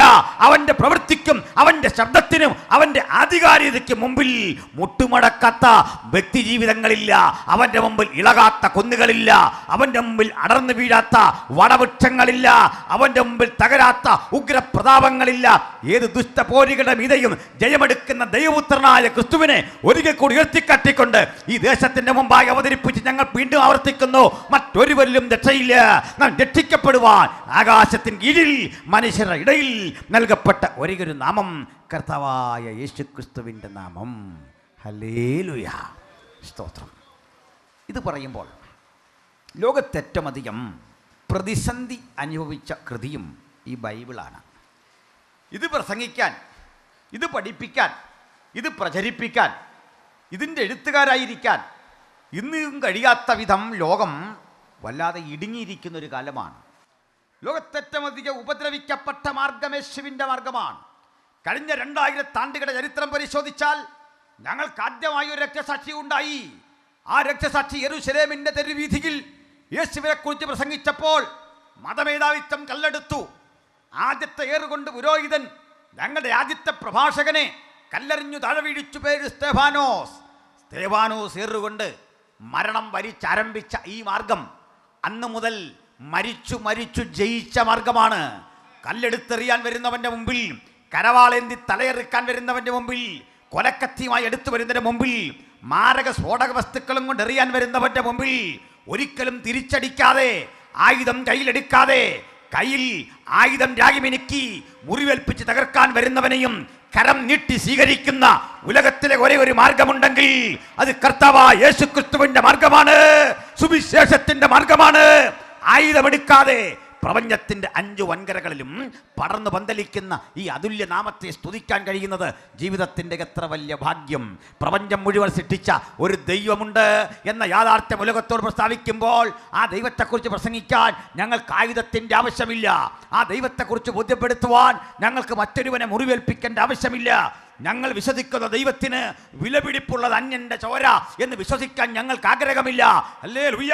മാത്രമല്ല, പ്രാണൻ വെടിയേണ്ടി വന്നാലും ജീവരക്തം അർപ്പിക്കേണ്ടി വന്നാലും യേശുവിനെ തള്ളിക്കളയാത്ത 1-2 പേരെയല്ല, ജനലക്ഷങ്ങളെ കൊണ്ട് മലീമസമായ ഒരു ചരിത്രത്തിന്റെ പിന്നാമ്പുറങ്ങൾ പരിശോധിച്ചാൽ മനസ്സിലാകും. അവരുടെ ജീവരത്നം ഭൂമിയിൽ വീണപ്പോൾ ലോകചരിത്രം മലീമസമായെങ്കിൽ യേശുവിന്റെ ചരിത്രം കൂടുതൽ അഭിവൃദ്ധിപ്പെട്ടു. എന്തേ കാര്യം? ഇന്നും ആയിരങ്ങൾ മരിച്ചു വീഴുന്ന മാർഗം യേശുക്രിസ്തുവിൻ്റെ സുവിശേഷമാണ്. ഹല്ലേലൂയ. അപ്പോൾ അതൊരു അഭിമാനകരമായ കാര്യമല്ലേ? ആരെയും കൊല്ലാതെ, ആരെയും ഉപദ്രവിക്കാതെ, ഒരു മനുഷ്യനെയും ദ്രോഹിക്കാതെ, കയ്യിൽ കരവാളം എന്തിക്കൊണ്ട് തലകറുത്തു മാറ്റാൻ വരുന്നവനെയും കരം നീട്ടി സ്വീകരിക്കുന്ന ഈ മാർഗം പോലെ ഉലകത്തിലൊരു മാർഗമുണ്ടോ? ഇത്രയും പവിത്രമായൊരു മാർഗമുണ്ടോ? വൈരാഗ്യം തോന്നാത്ത മാർഗം, ആയുധമെടുത്തു വരുന്നവനെയും നോക്കിക്കൊണ്ട് സ്നേഹിതാ, യേശു നിന്നെ സ്നേഹിക്കുന്നെന്ന് പറയാൻ ഞങ്ങളെ പ്രേരിപ്പിച്ച അതുല്യ കൃതിയുടെ പേരാണ് ബൈബിളെങ്കിൽ ഈ പുസ്തകം ചുമക്കാൻ ഭാഗ്യം ലഭിച്ചവരെ, അതോർത്ത് ഞാൻ ദൈവത്തെ സ്തുതിക്കുന്നു. ഈ പുസ്തകമാണ് നമ്മുടെ ജീവിതത്തിന്റെ രക്ഷ. ഈ പുസ്തകമാണ് സത്യദൈവത്തെ കുറിച്ച് ഉലകത്തെ പഠിപ്പിക്കുവാൻ നമുക്ക് ആർജവം തന്ന കൃതിയെങ്കിൽ ഒരു കാര്യം മനസ്സിലാക്കുക, ഇത് നമ്മൾ വായിക്കുമ്പോൾ നമ്മെ കൂടി വായിക്കുന്ന പുസ്തകമാണ്. ഹല്ലേലൂയ. എന്നെ വായിച്ചുകൊണ്ടിരിക്കുന്ന പുസ്തകം, എൻ്റെ കുറവുകൾ കണ്ടുണർന്ന് എന്നെ മനസ്സിലാക്കി എന്നെക്കുറിച്ച് ബോധ്യപ്പെടുത്തി തരുന്ന പുസ്തകം. ഹല്ലേലൂയ. ഇനി ഒരു കാര്യം കൂടി പറഞ്ഞ് ഞാൻ ആ ഭാഗം വിടുക. ഞാൻ ഈ പ്രസംഗം കേൾക്കുന്ന ആളുകൾക്കിടയിൽ അന്യമതസ്ഥരായ ആളുകളുണ്ടെങ്കിൽ അവരെ ബഹുമാനിച്ച് മാത്രം ഇടപെടാൻ ശ്രമിക്കുന്ന ഒരു സുവിശേഷകനാണ്. എൻ്റെ കാരണം, ഈ മലയാള ബൈബിൾ നമ്മുടെ പക്കലേക്ക് ഇന്ന് ഇങ്ങനെ തന്നിരിക്കുന്നത് നമ്മുടെ ആരുടെയും കഴിവല്ല. ഇത് ഹൈന്ദവ സഹോദരന്മാരുടെ ശ്രമഫലമായിട്ടാണ് ഈ പുസ്തകം നമ്മുടെ കയ്യിൽ ഇങ്ങനെ ഇരിക്കുന്നത്. പല ക്രിസ്ത്യാനിക്കും അതറിയില്ല. ഇത് വാങ്ങിയിട്ട് മുത്തിയിട്ട് തിരിച്ച് ഷെൽഫി വെക്കുക നമ്മളീ പലതും ചെയ്യുന്നതെങ്കിൽ, ഈ പുസ്തകം നമ്മുടെ പക്കൽ എത്തിച്ചു തന്നത്, ഇതിൻ്റെ പരിഭാഷ നിർവഹിച്ചത് ഹൈന്ദവ സുഹൃത്തുക്കളാണ്. നമുക്ക് സന്തോഷമില്ല അത് കേട്ടിട്ട്? ഈ പുസ്തകം വായിക്കുന്ന ഓരോ ക്രിസ്ത്യാനിയും ഈ നാട്ടിലെ ഹൈന്ദവ സഹോദരന്മാരോട് കടപ്പെട്ടിരിക്കുന്നു. കാരണം അവരാണ് ഈ പുസ്തകം നമുക്ക് തന്നത്. നിങ്ങൾക്ക് സന്തോഷമില്ല? അതിൽ സന്തോഷമുണ്ട്. സന്തോഷമുണ്ട്. എങ്ങനെയാണെന്ന് കൂടി പറയാം. മലയാള ഭാഷയിൽ നമുക്ക് ബൈബിളില്ല. അപ്പോൾ നമ്മൾ ചെയ്തുകൊണ്ടിരുന്നത്, പുരോഹിതന്മാർ സുറിയാനിയിൽ ഇതൊക്കെ വായിക്കും. നമ്മളത് കേട്ടിട്ട് ആമേനെന്ന് പറഞ്ഞിട്ട് തിരിച്ചു പോരും. എന്നാന്നൊന്നും മനസ്സിലാകുന്നില്ല, ആമേനെന്ന് പറഞ്ഞിട്ട് തിരിച്ചു പോരും. ഈ മറ്റൊരു ഭാഷയിൽ സംസാരിക്കുന്ന പലപ്പോഴും നമുക്ക് മനസ്സിലാവില്ല. അപ്പോൾ എന്തു ചെയ്യും? നമ്മൾ ആമേൻ പറഞ്ഞിട്ട് പോരും. നിങ്ങളുടെ മാത്രം പ്രശ്നമില്ല, എൻ്റെ കൂടി ഒരു അനുഭവം തുറന്നു പറയാമല്ലോ. എന്നെ അവിടുത്തെ പരിഭാഷയ്ക്ക് വിളിച്ചു. ഈ പരിഭാഷയ്ക്ക് ചെല്ലുമ്പോൾ അദ്ദേഹം ഇംഗ്ലീഷല്ല പറയുന്നത്, സ്പാനിഷാണ്. ഇംഗ്ലീഷ് പോലെ ഇരിക്കും, പക്ഷേ സ്പാനിഷാണ്. ആ പാടെ വിഷമിച്ച് നടക്കുകയാണ്. അപ്പോൾ ഈ വന്ന പുള്ളികളോർത്ത് പുള്ളിക്ക് ഇംഗ്ലീഷ് അറിയാം, തട്ടിമുട്ടിപ്പോലും ഇംഗ്ലീഷ് അറിയില്ല, സ്പാനിഷാണ്. ഞാൻ പറഞ്ഞ് പേടിക്കേണ്ട, അതിന് വഴി നമ്മുടെ മുമ്പിലുണ്ട്, ഇരിക്കാൻ പറഞ്ഞു. നമ്മൾ അദ്ദേഹത്തോട് ഇംഗ്ലീഷ് പറഞ്ഞാൽ മനസ്സിലാവില്ല, മലയാളം ഒട്ടും മനസ്സിലാവില്ല. അതവിങ്ങനെ പറഞ്ഞു വന്നപ്പോൾ എനിക്കതിൽ ഈ ഇംഗ്ലീഷിനോട് സിമിലറായ ചില പദങ്ങൾ പിടിയിട്ടിട്ട് വിശദാംശങ്ങളൊക്കെ ചോദിച്ചു. അപ്പോൾ ഒരു വിധത്തിൽ അതേ ഇങ്ങോട്ട് പറഞ്ഞു വന്നപ്പോൾ ഞാൻ പറഞ്ഞു ഓക്കെ പ്രസംഗിച്ചോളാം. അദ്ദേഹം എഴുന്നേറ്റ് നിന്ന് ഒരു പ്രസംഗം അങ്ങ് പറഞ്ഞു. ഞാനും അദ്ദേഹം പറഞ്ഞ കൂടത്തിൽ അതേ താളത്തിൽ തരക്കേടില്ലാത്ത വേറൊരു പ്രസംഗം അവിടെ ഒന്നങ്ങ് പറഞ്ഞു. കാരണം ഈ വായിച്ച വാക്യം വന്നപ്പോഴേക്കും മനസ്സിലായി സക്കായി അത്തിയെ കയറിയ ഇറങ്ങുമെന്ന് എനിക്കറിയാം. ഇന്ന് നിൻ്റെ വീട്ടിൽ ഞാൻ പാർക്കുമെന്നും യേശു പറയുമെന്നറിയാം. അപ്പോൾ അദ്ദേഹത്തിൻ്റെ വഴിക്കൊരു പ്രസംഗം, ഞാൻ എൻ്റെ വഴിക്ക് വേറെ പ്രസംഗം. അപ്പോൾ അതുകൊണ്ടൊരു ഗുണമുണ്ട്. എന്താ ഗുണം പറയാം? സ്പാനിഷ് അറിയാവുന്ന ആരെങ്കിലും അവിടെ ഉണ്ടെങ്കിൽ അവർക്ക് സ്പാനിഷിലൊരു പ്രസംഗം, മലയാളികളുണ്ടെങ്കിൽ മലയാളത്തിൽ എൻ്റെ വേറൊരു പ്രസംഗം. ഇത് രണ്ടും അറിയാവുന്നവരുണ്ടെങ്കിൽ ഒരേ സമയത്ത് രണ്ട് പ്രസംഗം. നിസ്സാരകാരിയാണോ? അതങ്ങനെ ആ ദിവസം പോയി. സന്ധ്യായി വിശ്വസമായി ഒന്നാം ദിവസം എന്ന് പറഞ്ഞാൽ അത് പോയി. ഇതിന് മറുവശ പറയുക, ഈ ഭാഷാപരമായി പ്രശ്നം ഇങ്ങനെ നിൽക്കേ നമുക്കൊരു ബൈബിൾ ഉണ്ടാകണം, നമുക്കൊരു പുസ്തകം ഉണ്ടാകണം മലയാളത്തിൽ. നമുക്ക് മലയാളത്തിൽ പുസ്തകമുണ്ടാകാൻ അന്ന് ശ്രമം നടത്തി. അപ്പോൾ കായംകുളം ഫിലിപ്പോസ് റമ്പാൻ എന്നു പേരായ പുരോഹിതൻ ഒരു ബൈബിൾ പരിഭാഷയുടെ ശ്രമം നടത്തി. പക്ഷെ ആ പരിഭാഷയിൽ ഒട്ടേറെ പ്രശ്നങ്ങൾ അന്നത്തെ മലയാളത്തോട് യോജിക്കുന്നില്ല. ഇത് വന്നപ്പോൾ കോട്ടയത്ത് CMS കോളേജിൻ്റെ സ്ഥാപകരിൽ പ്രമുഖനായ ബെഞ്ചമിൻ ബെയ്ലി ഇവിടെ വന്നു. ഈ ബെയ്ലിയാണ് നമ്മുടെ മലയാള അക്ഷരങ്ങൾ ഇങ്ങനെ വളച്ച് റെഡിയാക്കി തന്നത്. പണ്ട് ഈ റാ എഴുതുന്നത് ഈ ജനൽ പോലെയായിരുന്നു, കട്ടള പോലെയായിരുന്നു. പുള്ളിക്കാരനാണ് അതിങ്ങനെ ആക്കി തന്നത്. ചതുരവടിയുള്ള അക്ഷരങ്ങളെ വട്ടെഴുത്താക്കി മാറ്റിയത് ആരാ? ബെയ്ലിയാണ്. ബെയ്ലി കഞ്ഞിക്കുഴിയിലും പാമ്പാടിയിലും പരിസര പ്രദേശങ്ങളിലുമൊക്കെ ഉള്ള കൊല്ലപ്പണി ചെയ്യുന്ന സുഹൃത്തുക്കളുടെ വീട്ടിലെത്തി രാവെളുക്കോളം ഇരുന്നു കൊണ്ട് ഇരുമ്പിൽ ഉരുക്കിയെടുത്ത് ഈ അക്ഷരങ്ങൾ ഉണ്ടാക്കാൻ അവരെ ഇങ്ങനെ പഠിപ്പിച്ചുകൊണ്ടിരിക്കുകയാണ്. ഇങ്ങനെയാണ് ആദ്യത്തെ ബൈബിളിൻ്റെ ആ പരിഭാഷയുടെ ഈ അച്ചുകൂടം ചെയ്യാനുള്ള പണി നടക്കുന്നത്. ഈ ഘട്ടത്തിൽ ബെയ്ലി അവർ ചെയ്തത് ബൈബിളും മലയാളത്തിൽ കിട്ടാൻ വേണ്ടിയിട്ട് പരിഭാഷ നിർവഹിക്കാൻ ചെന്ന് സമീപിച്ചത് പ്രമുഖരായ 3 പേരെയാണ്. ഒന്ന്, മോസസ് ഇസാർവതി എന്നു പേരായ ഒരു യഹൂദൻ.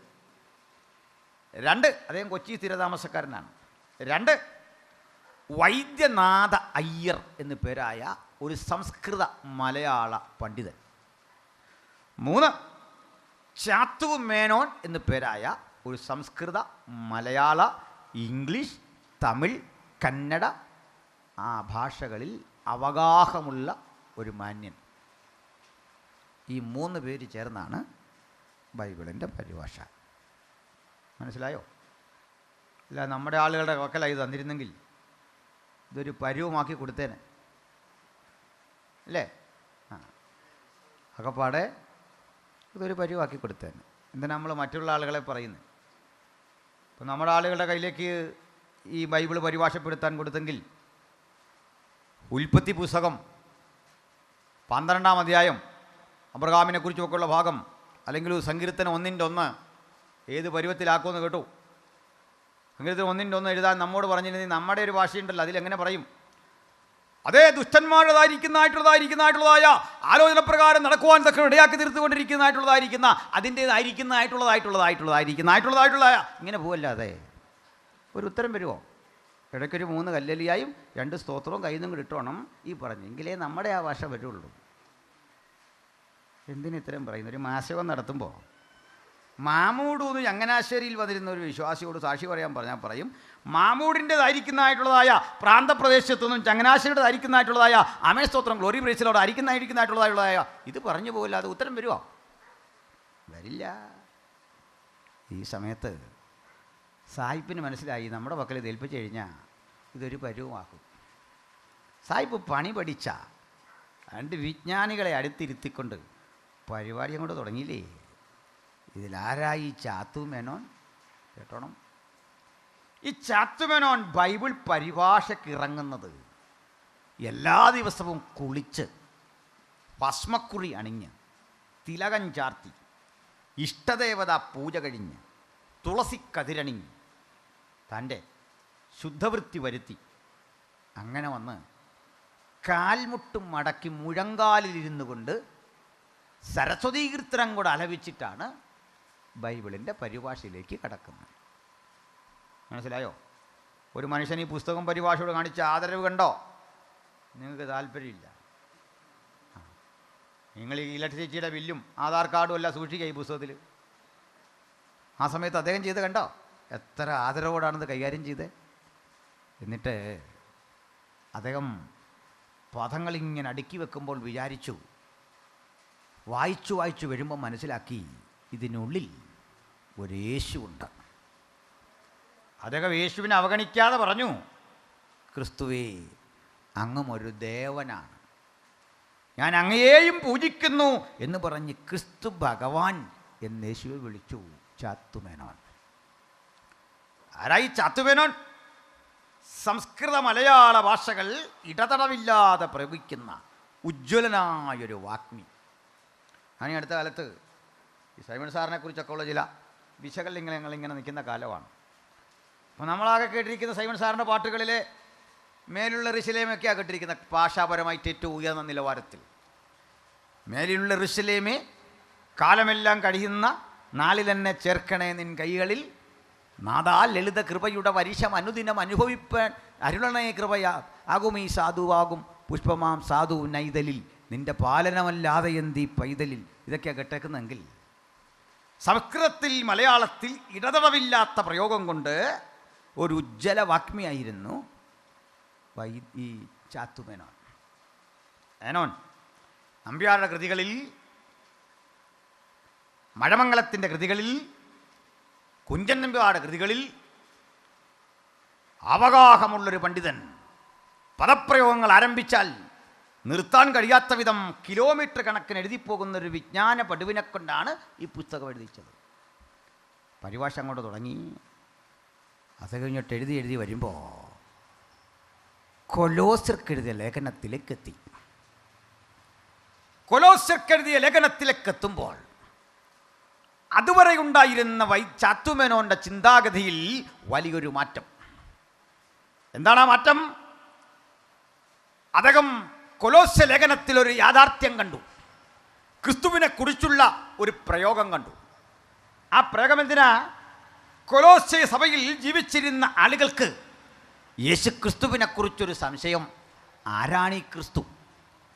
കൊലോസ്യ സഭയിൽ രണ്ടുവിധ ചിന്തകൾ ഉടലെടുത്തു. കൊലോസ്യ സഭക്കാർ, അവിടുത്തെ വിശ്വാസികൾ ചിന്തിച്ചത്, യേശു എന്ന് പറയുന്ന ആളിന് ശരീരമില്ല. നിങ്ങൾ കേൾക്കുന്നുണ്ടോ? ഞാൻ പറഞ്ഞല്ല, പിന്നെന്താ? കൊലോസയിലെ ആളുകൾ, യേശുവിന് ശരീരമില്ല, മറിച്ച് ശരീരമുണ്ടെന്ന് തോന്നിപ്പിക്കുകയായിരുന്നു, ശരീരമില്ല. ഞാൻ പറഞ്ഞല്ല, പിന്നെ ആരാ? കൊലോസ്യക്കാർ. യേശു ഒരു മായാവി കണക്കോ ഭാണ്ഡം കണക്കോ ആയിരുന്നു, ബോഡിയില്ല. ശരിയാണോ? അത് ശരിയല്ല. അവൻ്റെ ശരീരമുണ്ട്, ഭാണ്ഡം കണക്കല്ല. പൗലോസ്ലീഗ അവർക്ക് തിരുത്തി കൊടുക്കുക, കൊലോസ്യരേ, നിങ്ങൾ മനസ്സിലാക്കും പോലെയല്ല. ആരാണ് ക്രിസ്തു? ആരാണ് ക്രിസ്തു എന്ന ചോദ്യം പൗലോസ് കൊലോസ്യർക്ക് പരിഹരിച്ചു കൊടുക്കുകയാണ് ആ ലേഖനത്തിലെങ്കിൽ, ആ ലേഖനത്തിൻ്റെ പരിഭാഷയിലേക്ക് ചാത്തുമേനോൻ പ്രവേശിച്ചു. കൊലോസ്യരുടെ ചോദ്യം, പൗലുസേ, ആരാണ് ഈ ക്രിസ്തു? പറയൂ. പൗലുസിന്റെ മറുപടി, കൊലോസ്യരെ അറിയുക, ആരാണ് ഈ ക്രിസ്തു? അവൻ അദൃശ്യനായ ദൈവത്തിൻ്റെ പ്രതിമ, സകല സൃഷ്ടിക്കും ആദ്യജാതൻ. വാഴ്ചകളാകട്ടെ അധികാരങ്ങളാകട്ടെ സകലവും അവൻ മുഖാന്തരം സൃഷ്ടിക്കപ്പെട്ടു. അവനിലല്ലോ ദൈവത്തിൻ്റെ സകല സമ്പൂർണതയും ദേഹരൂപമായി വസിക്കുന്നത്. ആ പരിഭാഷ തീരുമ്പോഴേക്കും ചാത്തുമേനോൻ ലോകത്തോട് വിളിച്ചു പറഞ്ഞു, യേശു കേവലം ഒരു ദേവനല്ല, അവൻ അനേക ദേവസങ്കല്പങ്ങളിൽ ഒരാളുമല്ല, ബഹുസഹസ്രം കോടി വരുന്ന അതീന്ദ്രിയ ശക്തികളിൽ ഒരു വ്യക്തിയുമല്ല, മറിച്ചവൻ ആത്യന്തികനായ ദൈവം. ഈ ലേഖനം എഴുതി പരിവസാനിപ്പിക്കുമ്പോൾ അദ്ദേഹം ഉലകത്തോട് വിളിച്ചു പറഞ്ഞു, മറ്റൊരുവനിലും രക്ഷയില്ല.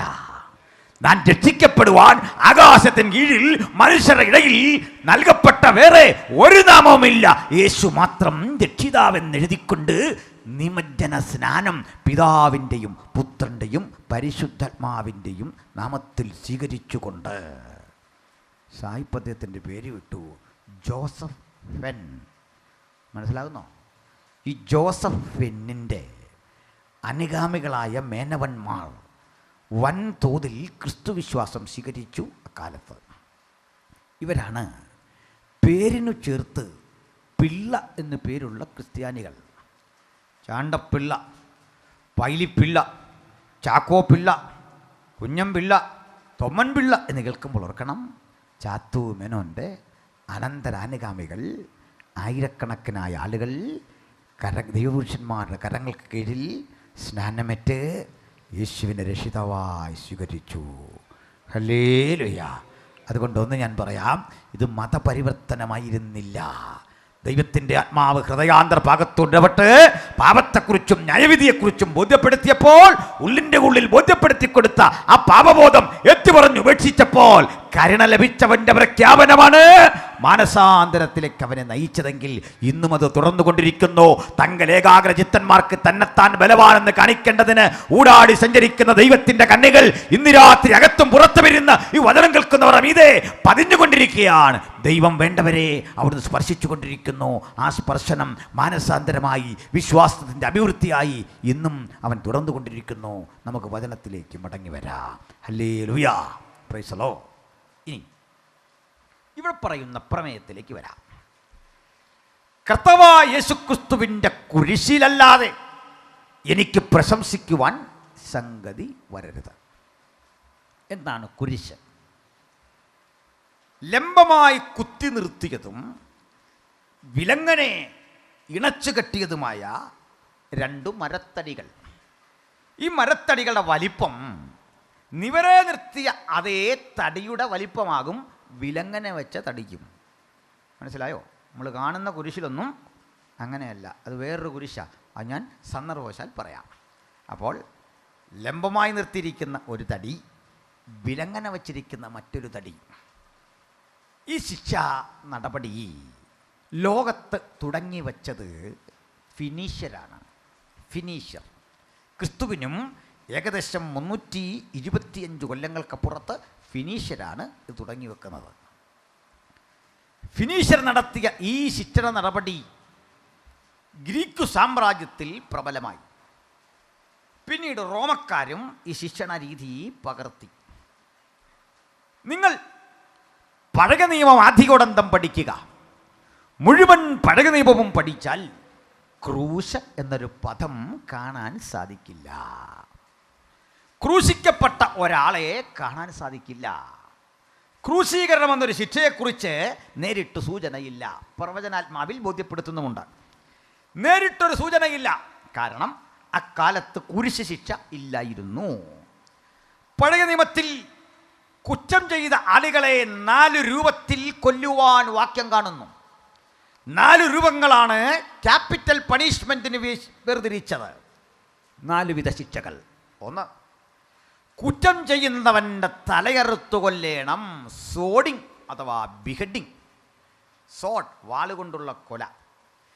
കുറ്റവാളിയെ കൊല്ലുന്നതിൻ്റെ അടുത്ത രൂപം കഴുത്തു ഞെരിച്ചു കൊല്ലേണം. അതിന് പറയുന്നു സ്ട്രാംഗ്ലിംഗ്. സോഡിങ് ഓർ ബിഹഡിങ്, ദെൻ സ്ട്രാംഗ്ലിംഗ് ആണ് അടുത്തതെങ്കിൽ. 3ാമത്തെ ശിക്ഷണ രീതി ഹാങ്ങിങ് അഥവാ തൂക്കിലെറ്റുക. ഹാങ്ങിങ് അഥവാ തൂക്കിലെറ്റുക എന്ന ശിക്ഷ ഹാമാൻ്റെയും മറ്റും മരണത്തിൽ നമുക്ക് കാണാം, എസ്തേറിൻ്റെ പുസ്തകത്തിൽ. ഇനി പ്രധാന കൊല ഇതല്ല, ശിക്ഷാരീതി ഇതല്ല, അത് കല്ലെറിഞ്ഞ് കൊല്ലലാണ്, സ്റ്റോണിങ്. അപ്പോൾ സ്റ്റോണിങ്, ബിഹഡിങ്, സ്ട്രാംഗ്ലിംഗ് ആൻഡ് ഹാങ്ങിങ്, ഇങ്ങനെ 4 വിധ ശിക്ഷണ രീതികൾ പഴയ നിയമത്തിൻ്റെ എഴുതുകൾ പരതിയാൽ വ്യക്തതയോടെ നമുക്ക് മനസ്സിലാകുന്നെങ്കിൽ, പഴയ നിയമം ആദ്യം നോക്കിയാൽ ക്രൂസിഫിക്ഷൻ അഥവാ ക്രൂശീകരണം എന്ന ഒരു ശിക്ഷണ രീതി നിലവിലില്ല. അപ്പോൾ പിന്നെന്താ പ്രശ്നം? എങ്ങനെ കാണണം ഇതിനെ പറയാം. ക്രിസ്തുവിന് 300 പരം ആണ്ടുകൾക്കപ്പുറത്ത് ഫിനീഷ്യർ തുടങ്ങി വച്ചത് പിൽക്കാലത്ത് ഗ്രീക്ക് സാമ്രാജ്യം ധാരാളമായി നടപ്പിലാക്കിയത്. എന്നാൽ വൻ തോതിൽ ക്രൂശീകരണം നടപ്പിലാക്കിയത് ഇവരാരുമല്ല, അത് റോമൻ ഭരണകൂടമാണ്. അതുകൂടി പറഞ്ഞുകൊണ്ട് ഈ ഉള്ളടക്കത്തെ നമുക്ക് യോജിപ്പിക്കാം. മനസ്സിലാകുന്നുണ്ടോ? പറയാം. റോമിലാണ് ഈ ക്രൂശീകരണം. യഹൂദന്മാർ അധിവസിക്കുന്ന പാലസ്തീന ഉൾപ്പെടെയുള്ള പ്രദേശത്തെ വിഴുങ്ങി ഭരിക്കുന്ന റോമക്കാർ തങ്ങളുടെ സാമ്രാജ്യത്തിൽ ക്രൂശ് മരണം ഇംപ്ലിമെൻ്റ് ചെയ്തത് എന്തിന്? അതോട് ചേർത്ത് ഒരു കാര്യം പഠിക്കണം. ആരെയാണ് ക്രൂശിക്കുന്നത്? ആരെയാണ് ക്രൂശിക്കുന്നത്? കൊലക്കുറ്റം നടത്തിയവനെ ക്രൂശിക്കുന്ന പതിവില്ല, മോഷ്ടിച്ചവനെ ക്രൂശിക്കുന്ന പതിവില്ല. മറ്റേതെങ്കിലും വിധത്തിൽ ക്രിമിനൽ കുറ്റം ചെയ്യുന്നവനെ കൊടുക്കുന്ന ശിക്ഷയെ അല്ല ക്രൂശീകരണം. പിന്നെ ആർക്ക് കൊടുക്കുന്ന ശിക്ഷയാണ്? റോമിലെ അടിമകൾക്ക് കൊടുക്കുന്ന ശിക്ഷ. റോമിലെ അടിമയെ ഇങ്ങനെ ശിക്ഷിക്കാൻ വെറുതെ കാരണമൊന്നുമില്ല. റോമിലെ അടിമയെ ശിക്ഷിക്കാൻ കാരണം 2-3 വിധങ്ങളാണ്. ഒരടിമ യജമാനു നേരെ അനുസരണക്കേട് കട്ടിക്കൊണ്ട്, യജമാനൻ്റെ വസ്തുവകകൾ അപഹരിച്ചുകൊണ്ട്, കന്നുകാലിയെ കാളയെ മോഷ്ടിച്ചുകൊണ്ട്, യജമാന സ്ത്രീയോട് അപമര്യാദയായി പെരുമാറിക്കൊണ്ട്, മറ്റാളുകളെ പ്രകോപിപ്പിച്ചുകൊണ്ട് ഒരു സമരം നടത്തി, വിപ്ലവം നടത്തി, സ്വാതന്ത്ര്യത്തിന് വേണ്ടി ദാഹിക്കുന്ന ഒരു ശ്രമമോ പരിപാടിയോ കണ്ടാൽ മറ്റാരും ഈ കുറ്റം ആവർത്തിക്കാതിരിക്കാൻ മാതൃകാപരമായി കൊടുക്കുന്ന ശിക്ഷയാണ് ക്രൂശീകരണം. മനസ്സിലായോ?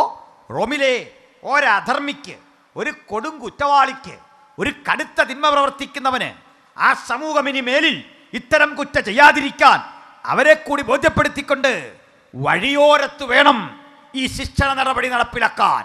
ആളുകൾ കൂട്ടം കൂട്ടമായി യാത്ര ചെയ്യുന്ന പ്രധാന വീഥിയുടെ ഓരത്ത് ഉയർന്ന ഒരു സ്ഥലത്ത് ആളുകൾക്ക് കാണാൻ പാകത്തിന് വേണം ഇത് ചെയ്യാൻ. അത് വലിയ മലയുടെ മുകളിലാകരുത്, മൊട്ടക്കുന്നുകളുടെ മുകളിലാകണം. എന്ന് പറഞ്ഞാൽ ആളിനെ അടുത്ത് കാണണം. ഇനി ക്രൂശീകരണ രീതി കൂടി പറയാം. ക്രൂശിക്കപ്പെട്ട ഒരു അടിമയെ ഒരു കാരണവശാലും ആ ശവശരീരം നിലത്തിറക്കി കിടത്തരുത്. അത് ക്രൂശിൽ നിന്ന് നിലത്തിറക്കി യേശുവിൻ്റെ ശരീരം അതിന് വേറെയാണ് കാരണം, ഞാൻ പിന്നീട് പറയാം. ക്രൂശിക്കപ്പെട്ടവൻ്റെ ശരീരം ഒരു വിധത്തിലും കുഴിയെടുത്തടക്കരുത്, മണ്ണിൽ സംസ്കരിക്കരുത്. റോമിലെ നിയമം. എന്താണ് കാരണം? ഈ റോമക്കാർ ഏറെ ആരാധിക്കുന്ന ഭൂമി എന്ന ഒരു ദേവനുണ്ട്. ആ ദേവൻ്റെ പേര് അറ്റ്ലസ് എന്നാണ്. ഈ ദേവനെ അപമാനിക്കലാകും ഈ ഹതഭാഗ്യൻ്റെ കൊടും ക്രിമിനലിൻ്റെ ശരീരം മണ്ണിൽ കുഴിയെടുത്തടക്കുക. ചെയ്യരുത്. 2, ക്രൂശിക്കപ്പെട്ടവൻ്റെ ശരീരം തീക്കുള്ളിൽ കത്തിച്ച് ചാമ്പലക്കാൻ പാടില്ല. ക്രീമേഷൻ പാടില്ല. ദഹനം അത് പാടില്ല. ദഹിപ്പിക്കൽ പാടില്ല. കാരണം അഗ്നി റോമക്കാർക്ക് ദേവനാണ്.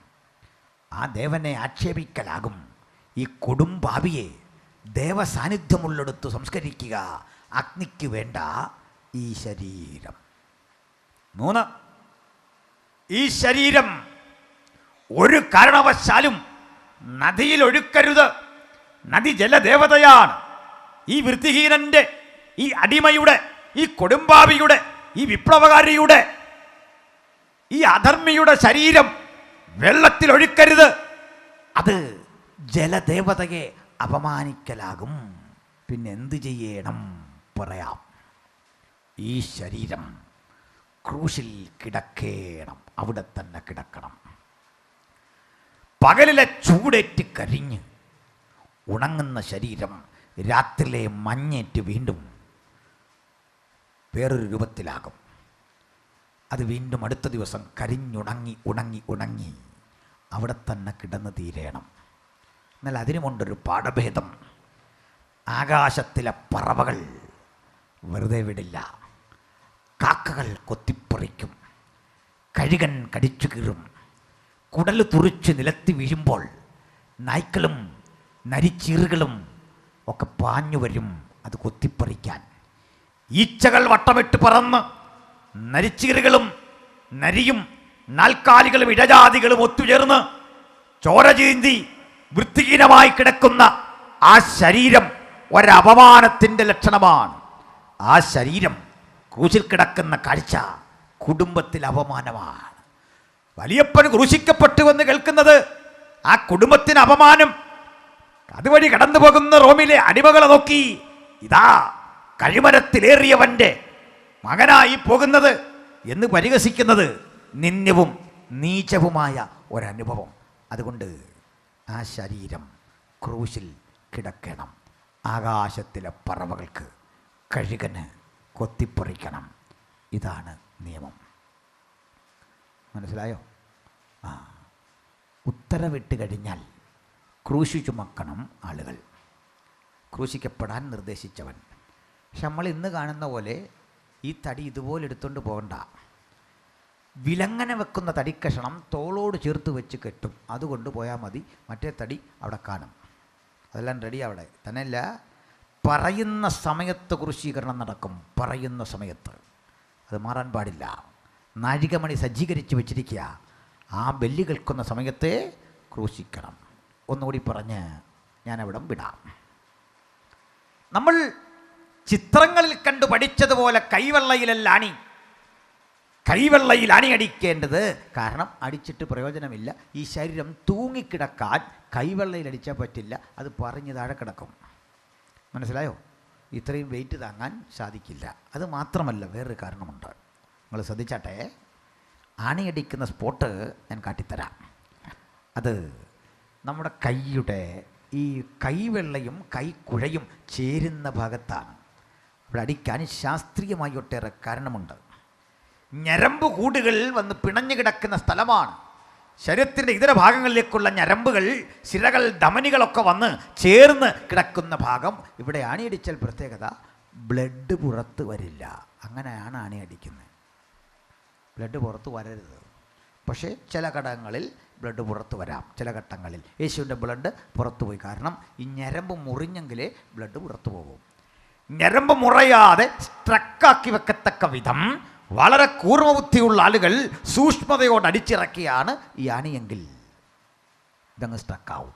ഈ കൈയും സ്ട്രക്കാകുമ്പോൾ ഈ ശരീരത്തിലേക്കുള്ള രക്തസംക്രമണത്തിന് കഴിയാത്ത വിധം ശരീരം വല്ലാത്തൊരു പരിസ്ഥിതിയിലാകുമ്പോൾ ശരീരത്തിൽ വൻതോതിൽ കാർബൺ ഡയോക്സൈഡ് വന്ന് നിറയും. ഓക്സിജൻ്റെ അളവ് കിട്ടാതെ വരും. കാർബൺ ഡയോക്സൈഡ് ശരീരത്തിൽ അനിയന്ത്രിതമായി ഡെപ്പോസിറ്റ് ചെയ്യുമ്പോൾ സംഭവിക്കുന്നത് ഈ ആളിൻ്റെ കണ്ണുകളും അദ്ദേഹത്തിൻ്റെ മനോഹരമായ മുഖവുമൊക്കെ, ചുവന്നു തൊടുത്ത മുഖമൊക്കെ കറുത്ത് കരിവാളിച്ചൊരു ഭീകര രൂപിയെപ്പോലെ കിടക്കും. കണ്ണു തുറിച്ചു വരും. ഒരു ഭീകര നിമിഷമാണ് ഈ ക്രൂശിലത്. കാലുകൾ വലിച്ച് താഴെ കണിയടിക്കുമ്പോൾ ആ കാൽ, ഒരു കാലിന് മീതെ മറ്റൊരു കാൽ കയറ്റി വെച്ചാണ് അടിക്കുന്നത്. ഈ ഘട്ടവും ആ കാൽ കുഴയിലാണ് അടി. ബ്ലഡ് പുറത്തു വരാത്ത വിധം ഭീകര ശിക്ഷയാണ്. ശരീരം കട്ടുകഴച്ച് സ്തംഭിച്ച് അകത്തേക്ക് രക്തപ്രവാഹം മുഴുവൻ നിലച്ച് ഓക്സിജനാൽ ശുദ്ധീകരണം നടക്കാത്ത വിധം ശരീരം കാർബൺ ഡയോക്സൈഡ് കട്ടകെട്ടി കിടന്ന് ആകെ പ്രശ്നമാകുമ്പോൾ ഈ കിടപ്പ് രോഗിയെ മാരകമായ ഒരു വേദനയുടെ തലത്തിലേക്ക് നയിച്ച് ചിലപ്പോൾ മണിക്കൂറുകൾ ഇഴഞ്ഞു നീങ്ങി ഇദ്ദേഹം ചങ്കുപൊട്ടി മരിക്കും. യേശുവിൻ്റെ മരണം അങ്ങനല്ല, അത് വേറെ കാര്യം. ബ്ലഡ് വാർന്നാണ്. ഈ ശരീരം ഇങ്ങനെ, ഈ കിടപ്പ് 7 ദിവസം വരെ ക്രൂശിൽ കിടന്നവൻ്റെ ചരിത്രം സ്ട്രാബോ എന്ന എഴുത്തുകാരൻ രേഖപ്പെടുത്തുന്നു. 7 ദിവസം വരെ അബോധാവസ്ഥയിൽ ഈ കിടപ്പ്. ഇതിനിടയിൽ ആൾ മരിച്ചു എന്ന് ഉറപ്പുവരുത്താതെ പടയാളികൾക്ക് അവിടുന്ന് പോകാൻ അനുവാദമില്ല. അവിടെ നിൽക്കണം. അതുകൊണ്ട് പടയാളികളിൽ മര്യാദയുള്ളവരും ഒക്കെ ആയ ആളുകളുണ്ടല്ലോ. ഈ കിടക്കുന്ന കിടപ്പിൽ വെള്ളത്തിനായി ദാഹിക്കുന്ന ഇവന് പടയാളുടെ വക ഒരു സൗജന്യം. അത് മൃഗങ്ങൾക്ക് കൊടുക്കുന്ന ഒരുതരം പാനീയമുണ്ട്. മുന്തിരിയുടെ വേസ്റ്റും മറ്റു പല വസ്തുക്കളുമൊക്കെ ഇട്ടുണ്ടാക്കുന്ന ഒരുതരം അപരിഷ്കൃത മദ്യം, കണ്ടിവെണ്ണ കലക്കിയ വീഞ്ഞ്, ഒരു കാടി, വിനാഗിരി ഒഴിച്ചും ഒക്കെ പുളിപ്പിച്ച ഒരുതരം കാടിയാ. പുഴുക്കൾ അരിച്ച് കിടക്കുന്ന കടിയാത്. ആ കടി മൃഗങ്ങൾക്ക് ഇഷ്ടഭക്ഷണ. ഇത് പന്നിക്കും അതുപോലെ മറ്റു മൃഗങ്ങൾക്കൊക്കെ കൊടുക്കാറുണ്ട്. ഇത് സ്പോഞ്ചിൽ മുക്കി ആളിന് കുടിക്കാൻ കൊടുക്കും. ഇതാണ് ഇയാൾ വേദന മറക്കും. ഈ ലഹരിയിൽ ആ കിടപ്പിൽ വേദന മറന്നു നിൽക്കുന്ന ഘട്ടത്തിൽ ഒരു കനത്ത ഇരുമ്പ് ദണ്ടുകൊണ്ട് ആളിൻ്റെ കാലടിച്ച് ഒടിക്കും. ബ്ലഡ് വാർന്നു പോകുമ്പോൾ ഒരു സുഖം, ആ സുഖത്തിൽ ആൾ കിടന്ന് മരിക്കും. ഇതാണ് ക്രൂശീകരണ രീതി. അട്ടെ, ഇത്രയും വേണ്ട. ഇതിനടുത്തെങ്കിലും വരുന്ന ഒരു മരണം നമ്മുടെ വീട്ടിൽ ആർക്കെങ്കിലും ഭവിച്ചാൽ ആ ഓർമ്മകൾ നമുക്ക് തരുന്നത് അപമാനത്തിൻ്റെയും വേദനയുടെയും അപകർഷതാബോധത്തിൻ്റെയും ജാള്യതയാണെങ്കിൽ കഴിഞ്ഞ 2000 ആണ്ട് ഈ ക്രൂശ് ഞങ്ങളുടെ പ്രശംസയാണ്. ഈ ക്രൂശ് ഞങ്ങൾക്ക് മതിപ്പാണ്. ആ ക്രൂശിൽ മരിച്ചവൻ ഞങ്ങളുടെ പ്രസംഗ വിഷയമാണ്. ആ ക്രൂശിൽ മരിച്ചവൻ ഞങ്ങളുടെ ആരാധ്യ വിഷയമാണ്. എന്താണ് കാരണം? തൻ്റെ മുമ്പിൽ വച്ചിരിക്കുന്ന അപമാനം അലക്ഷ്യമാക്കാതെ ക്രൂശിനെ സഹിക്കാൻ ത്രാണിയുള്ള ദൈവപുത്രനെയാ ഞങ്ങൾക്ക് പ്രസംഗിക്കാൻ സാധിച്ചത്. മരണത്തിന്റെ മുമ്പിലും അടിപതറാത്ത ദൈവപുത്രനെ കുറിച്ചുള്ള ഞങ്ങളുടെ പ്രസംഗത്തിന്റെ സാധൂകരണം, അതിലെ ആ സാധ്യത മറ്റൊന്നല്ല, ഇതിലും നന്നായി മരിക്കാൻ യേശുവിന് ഒരു അവസരം കിട്ടിയ. അതെങ്ങനെയുള്ള മരണമാണ്? കല്ലെറിഞ്ഞുള്ള മരണം.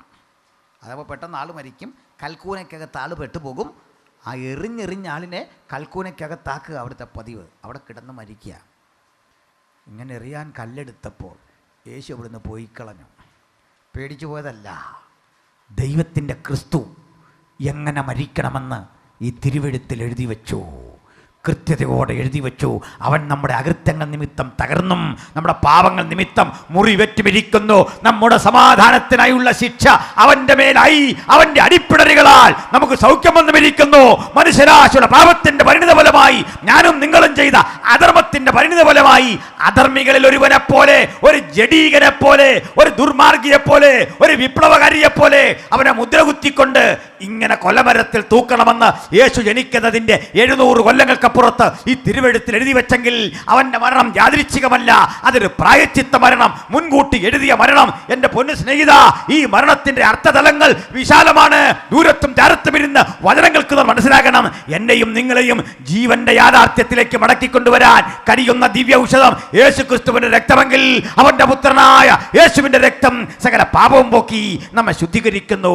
അവന്റെ രക്തത്തിൽ നമുക്ക് അതിക്രമങ്ങളുടെ മോചനം എന്ന വീണ്ടെടുപ്പുണ്ട്. ആ വീണ്ടെടുപ്പ് നമുക്ക് നൽകാനാണ് യേശു ക്രൂശിൽ മരിക്കുന്നത്. Hallelujah, praise the Lord. ഞാൻ വിഷയത്തിലേക്ക് ഒന്നുകൂടി എടുക്കുന്നു, ശ്രദ്ധിക്കണം. ഇങ്ങനെയാണ് ക്രൂശ് മരണത്തിൻ്റെ ചരിത്രം. എറിഞ്ഞേശുവിനെ തകർക്കാൻ സന്നാഹങ്ങൾ ഒരുക്കി വന്ന യഹൂദന്മാരുടെ മുമ്പിൽ നിന്ന് യേശു പോയി കളഞ്ഞു എന്ന് വചനത്തിൽ പറയാം. യേശു പോയി. എന്നാൽ ഇതേ യേശു ഗെത്സമനയിൽ പ്രാർത്ഥിക്കുമ്പോൾ യേശുവിനെ അറസ്റ്റ് ചെയ്യാൻ ഒരു വൻ റോമൻ സൈനിക നിര വരുന്നു. ഗെത്സമന എന്ന് പറയുന്ന സ്ഥലത്തിൻ്റെ മറുവശമാണ് യെരുശലേം. അപ്പുറത്ത് ഒരു തോടൊഴുകുന്നുണ്ട്, കിദ്രോൻ. ആ ഗെത്സമനയിൽ നിന്ന് ഒലിവുമല തുടങ്ങുന്ന ഒലിവുമലയുടെ ചെരിവാണ് ഗെത്സമന. അതിൻ്റെ മറുതലക്കലാണ് ലാസർ പാർത്ത ബെഥാന്യ. ഒറ്റമലയിൽ പ്രധാനപ്പെട്ട 3 ഇടങ്ങൾ. ഒന്ന് ഇവിടെ ഗെത്സമന, മുകൾ ഭാഗം ഒലിവുമല, അങ്ങച്ചെരിവ് ബെഥാന്യ. ഇതുവഴി തോട്, അക്കരെ യെരുശലേം. സമയം രാത്രിയാ. ആ കുറ്റാക്കുറ്റിരുട്ടത്ത് രാത്രി വന്ന് യേശുവിനെ അറസ്റ്റ് ചെയ്യണം. പക്ഷേ ആ രാത്രിയിൽ ആ സ്ഥലം വിട്ടുമാറാൻ യാതൊരു ബുദ്ധിമുട്ടുമില്ല. ഈ സ്ഥലങ്ങളൊക്കെ അന്നും ഇന്നും ധാരാളം ഗുഹകൾ നിറഞ്ഞതാ. എവിടെ ഒളിച്ചിരിക്കുന്നതിലും കണ്ടുപിടിക്കാനാവാത്ത വിധം പ്രകൃതിജന്യമായ നിരവധി ഗുഹകൾ, വിശാലമായ മരുഭൂമി. ഇതുപോലുള്ള സ്ഥലത്ത് യേശുവിന് വേണമെങ്കിൽ മറഞ്ഞിരിക്കാം. അവൻ മറഞ്ഞിരുന്നില്ല. യേശുവേ, മരണത്തിൻ്റെ കിങ്കരന്മാരായ കഴുകന്മാർ നിന്നെ കൊത്തിവലിക്കും എന്ന ചിന്ത കൊണ്ട് മരണഭീതി അലതല്ലി തോറ്റുകൊടുക്കാൻ ഒരിക്കലും നിനക്കിടവരാതെ നീ അകന്നോടിയില്ല. കുരിശു മുമ്പിൽ വെച്ച് നിന്നെ അറസ്റ്റ് ചെയ്യാൻ ക്ഷണിച്ചപ്പോൾ യേശു ചങ്കുറ്റത്തോടെ കരം രണ്ടും നീട്ടിക്കൊടുത്തിട്ട് പറയുക, നിങ്ങൾ ആരെ തിരയുന്നു? മറുപടി, നസ്രായനായ യേശുവിനെ. യേശുവിൻ്റെ മറുപടി, അത് ഞാനാകുന്നു. എന്നെ ബന്ധിക്കുക, ഇവരെ വിട്ടയക്കുക. ഹല്ലേലൂയ. യേശുവേ, അങ്ങ് ഒളിച്ചോടിയെങ്കിൽ ഞങ്ങളിന്ന് നിന്നെ പ്രസംഗിക്കുമായിരുന്നില്ല. അങ്ങ് ഭയചകിതനായി കാല് പിടിച്ചിരുന്നെങ്കിൽ ഞങ്ങൾ അങ്ങയെ പ്രസംഗിക്കുമായിരുന്നില്ല. അങ്ങ് ഈ മരണനിമിഷം ഓർത്തുകൊണ്ട് റോമൻ ഭരണാധികാരിയുടെ കാൽക്കൽ വീട് രക്ഷിക്കണേ എന്ന് അലമുറ കൊട്ടിയിരുന്നെങ്കിൽ ഞങ്ങൾ അങ്ങേ വിളിക്കുമായിരുന്നില്ല. മറിച്ച് മരണത്തിന്റെ മുമ്പിൽ അടിപതറാതെ അഭിമാനിയായി അങ്ങ് പറഞ്ഞു, നിങ്ങൾ തിരയുന്ന യേശു ഞാനാണ്, എന്നെ ബന്ധിക്കുക, കൂടെയുള്ളവരെ വിട്ടയക്കുക. ഇതല്ലേ കാൽവരി മരണത്തിന്റെ പൊരുൾ. ഇന്നും അവൻ നിന്നെ വിട്ടയച്ചു കൊണ്ടിരിക്കുന്നു. സ്വാതന്ത്ര്യത്തിനായി ക്രിസ്തു നമ്മെ സ്വതന്ത്രരായിക്കൊണ്ടിരിക്കുന്നു. അടിമതുകത്തിൽ കുടുങ്ങിപ്പോകരുത്. അറസ്റ്റ് ചെയ്യാൻ അടുത്തു വരുന്ന ഭരണാധികാരിയെ നോക്കിക്കൊണ്ട് പറയുക, അവനെ പിടിക്കരുത്, അവനെ തകർക്കരുത്, അവന് പകരമായി ഞാൻ എൻ്റെ പ്രാണനെ പ്രായച്ചിത്തമായി നൽകുന്നു. ഒരു കാര്യം ഉറപ്പാ എൻ്റെ സ്നേഹിത, നിന്നെ വിടുവിക്കാനാ ക്രൂശ് മരണം. എന്തേ കാരണം? ഞാൻ ബോധ്യപ്പെടുത്തി തരാം. മാരക രോഗത്തിൻ്റെ അണുക്കൾ ശരീരത്തിൽ കൊണ്ടു നടക്കുന്ന മനുഷ്യൻ, പാപത്തിൻ്റെ വിഷബീജങ്ങൾ ജീവിതത്തിൽ ചുമക്കുന്ന മനുഷ്യൻ, തോൽവി പിണഞ്ഞ മനുഷ്യൻ, ആത്മഹത്യയുടെ മുനമ്പ് നിൽക്കുന്ന മനുഷ്യൻ. എന്താ ഇന്നത്തെ ഒരു സാമൂഹ്യ പരിസരം? നമുക്കറിയാം, നമ്മുടെ എല്ലാം വീടുകൾ ഇന്ന് സമ്പന്നമായി. നമ്മുടെ പരിസരവും നാം ആയിരിക്കുന്ന ഇടത്തും വാഹനങ്ങളില്ലാത്ത വീടില്ല, ദൃശ്യശ്രവണ മാധ്യമങ്ങളില്ലാത്ത വീടില്ല.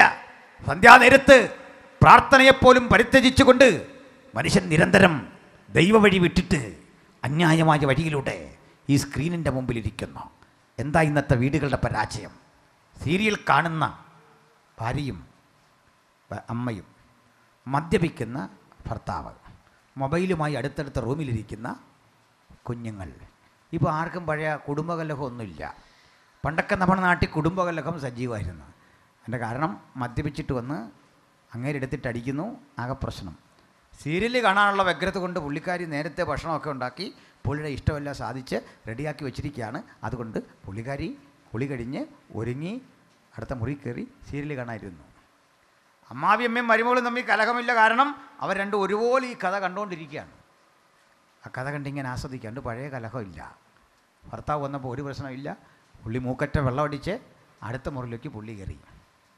മോൾ അപ്പുറത്തിരുന്ന് ഇങ്ങനെ ചിരണ്ടിക്കൊണ്ടിരിക്കുകയാണ്. ആരായോ ഡീലിറ്റ് ചെയ്യുന്നു, ചിലരെ അക്സെപ്റ്റ് ചെയ്യുന്നു. അവിടെ വലിയ പരിപാടി. മോൻ അപ്പുറത്തിരുന്ന് അവൻ്റെ പ്രോഗ്രാം. ആർക്കും ആരോടും കലഹമില്ല. എന്തൊരു ശാന്തം! ഇങ്ങനൊരു കാലം നമ്മൾ പ്രതീക്ഷിച്ചാണോ ഇത്ര ശാന്തമാകുമെന്ന്? പ്രതീക്ഷിച്ചാണോ? വീടുകളൊക്കെ ശാന്തമായി. ഇങ്ങനെ ഒരു സാമൂഹ്യ വ്യവസ്ഥിതി ഉണ്ടാകുമെന്ന് ഓർത്തില്ല. പക്ഷേ എന്താ ഇവിടെ സംഭവിച്ചേ? സന്തോഷമുണ്ടോ ഈ വീടുകളിൽ? ആനന്ദമുണ്ടോ ഈ വീടുകളിൽ? ഒരു പിടി ഭക്ഷണം ഒന്നിച്ചിരുന്ന് കഴിക്കുമ്പോൾ തൃപ്തിയുണ്ടോ? തൃപ്തിയില്ല, ആനന്ദമില്ല. മക്കളെ നല്ല വീട്ടിലേക്ക് വിവാഹം കഴിച്ചയച്ചു, പക്ഷെ സന്തോഷമില്ല. വേണ്ടതല്ല അവർക്കൊണ്ട്, സന്തോഷമില്ല. കൊച്ചുമക്കളെ ഒരു നോക്ക് കാണാൻ അപ്പനും അമ്മയ്ക്കും ആഗ്രഹമുണ്ട്, സന്തോഷമില്ല. തിരസ്കരിക്കപ്പെട്ടവരായി പ്രായമുള്ള മാതാപിതാക്കൾ വീടിൻ്റെ ഒരു മൂലക്കൊതുങ്ങുന്നു. ദൃശ്യലോകത്തിൻ്റെ വിസ്മയ ലോകത്തുകൂടി കൊച്ചുകുട്ടികൾ സഞ്ചരിക്കുന്നു.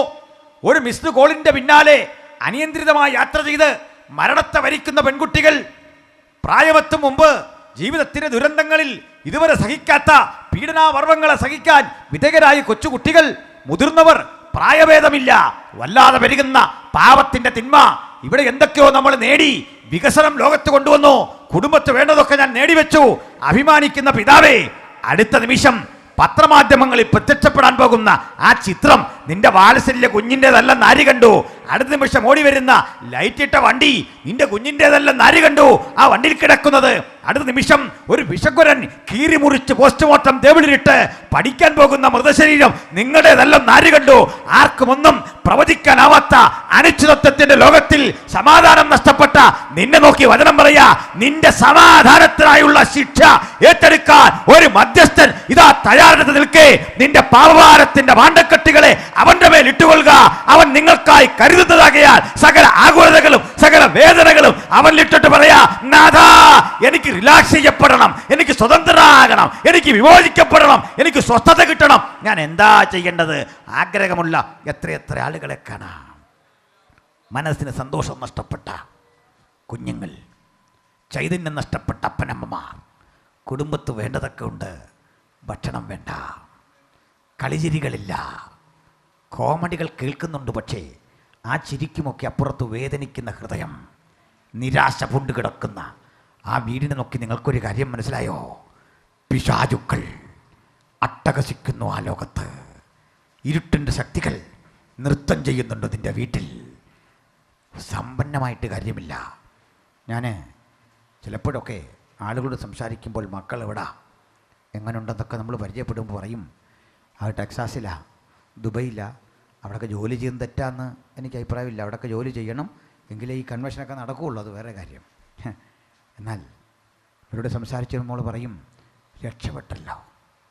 പക്ഷെ ഞാൻ പറയും രക്ഷപ്പെട്ടു എന്ന് പറയാൻ വരട്ടെ, കോടീശ്വരനെയാണ് കെട്ടിയത്, പക്ഷേ അവൻ മയക്കുമരുന്നിന് അടിമയാണെങ്കിൽ പറഞ്ഞിട്ട് കാര്യമുണ്ടോ?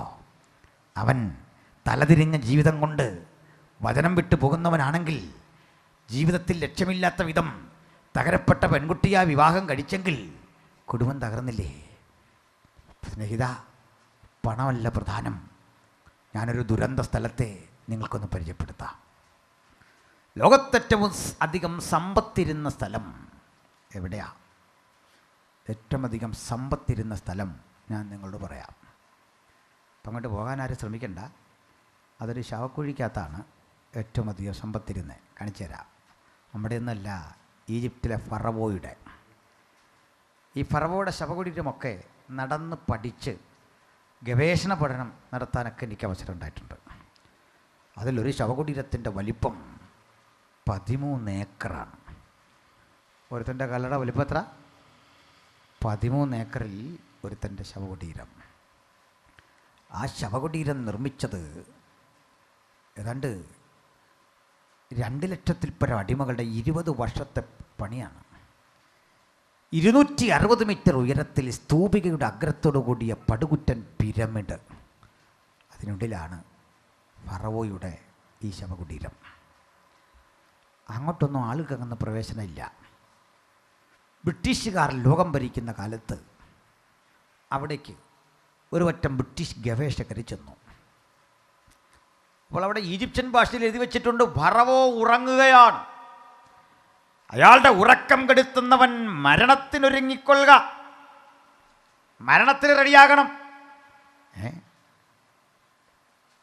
ഈ അതിൻ്റെ മുമ്പിൽ ചില തിരി കത്തിച്ചും വിളക്ക് കത്തിച്ചുമൊക്കെ ഇങ്ങനെ നിൽക്കുന്നുണ്ട് പ്രാകൃതരായ അറബി ഗോത്ര വംശജർ. സയൻറ്റിസ്റ്റുകൾ അറിയിച്ചെന്നിട്ട് അവരോട് പറഞ്ഞു മാറ്. അവിടെ നിന്ന ആളുകൾ, അറബികൾ പറഞ്ഞു, സാർ അകത്തേക്ക് പോകരുത്, പോകരുത്, പോകരുത്. പക്ഷേ സാഹിബല്ലേ, അതെല്ലാം കേൾക്കുമോ? അവരിതിനകത്ത് കിടന്നു. കുറ്റാക്കുറ്റിരുട്ട് ഉള്ള ഇടനാഴി പിന്നിട്ട് 90 ഡിഗ്രി ആംഗിളിൽ പടിക്കെട്ടുകളൊക്കെ ഇറങ്ങി ഇറങ്ങി ഇറങ്ങി ഈ ശവകുടീരത്തിൻ്റെ അകത്തെത്തി. ഒരു കാഴ്ച കണ്ടു. സ്വർണ്ണനിർമ്മിതമായ നിരവധി ശവപ്പെട്ടികൾ. ശവപ്പെട്ടി എന്ന് കേട്ടാൽ നമ്മളുണ്ടാക്കുന്നുള്ള പെട്ടിയല്ല, 6 അടി വീതി വരും, 8 അടി നീളം വരുന്ന സ്വർണ്ണ തകിട്. ഒരു നമ്മുടെ നാട്ടിലെ കട്ടളയൊക്കെ പണിയാൻ ഉപയോഗിക്കുന്ന തടി, ആ തടി പോലെ സ്വർണം. ഇങ്ങനെ വിരലിനടിച്ചാൽ നിം നിം എന്ന് നാദം കേൾക്കും സ്വർണം. അതിനകത്താ ഫറവോയുടെ ഇട്ടിരിക്കുന്നത്. അത്ഭുതം അതല്ല, കുറ്റാക്കുറ്റിരുട്ട് തോന്നേണ്ട ഇടത്ത് മഴവില്ലിൻ്റെ 7 അഴകിൻ്റെ ഭംഗിയുടെ ചാതുര്യം, പത്മരാഗ കല്ലുകൾ, ഗോമേതക ക്രിസ്റ്റലുകൾ, സുഗന്ധീരത്നങ്ങൾ, സ്ഫടിക പാത്രങ്ങൾ, ഇവയിൽ നിന്നെല്ലാം ഉത്സർജിക്കുന്ന കിരണങ്ങൾ, ഒരു വലിയ വിസ്മയപ്രപഞ്ചം. ഇതാണ് ബൈബിൾ പറയുന്ന മിസ്രയീമിലെ നിക്ഷേപം. മിസ്രയീമിലെ നിക്ഷേപങ്ങളെക്കാൾ ക്രിസ്തുവിൻ്റെ നിന്ന മോശ ധനമെന്നെണ്ണി എന്ന് പറയുമ്പോൾ മോശയ്ക്കുമൊക്കെ ഇങ്ങനെ ശവോടൊക്കെ കിട്ടേണ്ടതാ. ഇത്രയും കോടികൾ വിലമതിക്കുന്ന ശവകുടീരം. അപ്പോൾ ഈ സാഹിബിന് കൗതുകം തോന്നിയിട്ട് അവർ ഈ ശവപ്പെട്ടിയുടെ മൂടിയെടുത്ത് മാറ്റി. അത് ചുമ്മാ സ്വർണം മാത്രമല്ല, കൽപ്പെട്ടിക്കകത്ത് സ്വർണ്ണപ്പെട്ടിക്കകത്ത് കൽപ്പെട്ടി, ഇങ്ങനെ 3 പെട്ടി അടുക്കി വെച്ചിട്ട് അതിനാ ഫറവോയെ കിടത്തുന്നത്. മൂടി മാറ്റിപ്പോൾ ഒരു കാഴ്ച. 5000-ൽ പരം വർഷം പഴക്കമുള്ള ഫറവോയുടെ ശരീരം കാര്യമായ കേടുപാട് കൂടാതെ അതായിരിക്കുന്നു. ആ കവിളിൽ ഒരു പാടുണ്ട്. ചരിത്രമറിയാവുന്ന സയൻറ്റിസ്റ്റുകളിൽ ഒരാൾ പറഞ്ഞു, ഇതാണ് നമ്മൾ ചരിത്രത്തിൽ പഠിച്ചത്, ഈ മനുഷ്യൻ മരിച്ചത് കവിളിൽ ഒരു ഈച്ച കുത്തിയാണ്. ഈജിപ്തുകാർക്ക് ഈച്ച വരെ ദേവനാണ്. അവരൊരു ഈച്ചയാണ് ബയൽ സബൂൽ എന്ന് വിളിക്കുന്നത്, ഈച്ചകളുടെ രാജാവ്. അവൻ ബയൽ സബൂലിനെ കൊണ്ട് ഭൂതങ്ങളെ പുറത്താക്കി എന്നൊക്കെ പറയുന്ന ഭാഗം അതാണ്. കളിയാക്കിയില്ലേ? ഇത് കഴിഞ്ഞു, ഇതെല്ലാം അടച്ചു വെച്ചു. കൊള്ളയടിക്കാൻ സായിപ്പിന് വല്ല മടിയുണ്ടോ? അതൊക്കെ അവഹരിച്ചുകൊണ്ട് പോകാനുള്ള തീരുമാനത്തോടെ പുറത്തിറങ്ങി സീല് ചെയ്ത് ബന്ധവശാക്കി. അവിടെ നിന്ന് ആളുകളെയൊക്കെ മാറ്റി. സയൻറ്റിസ്റ്റുകൾ മടങ്ങിപ്പോയി.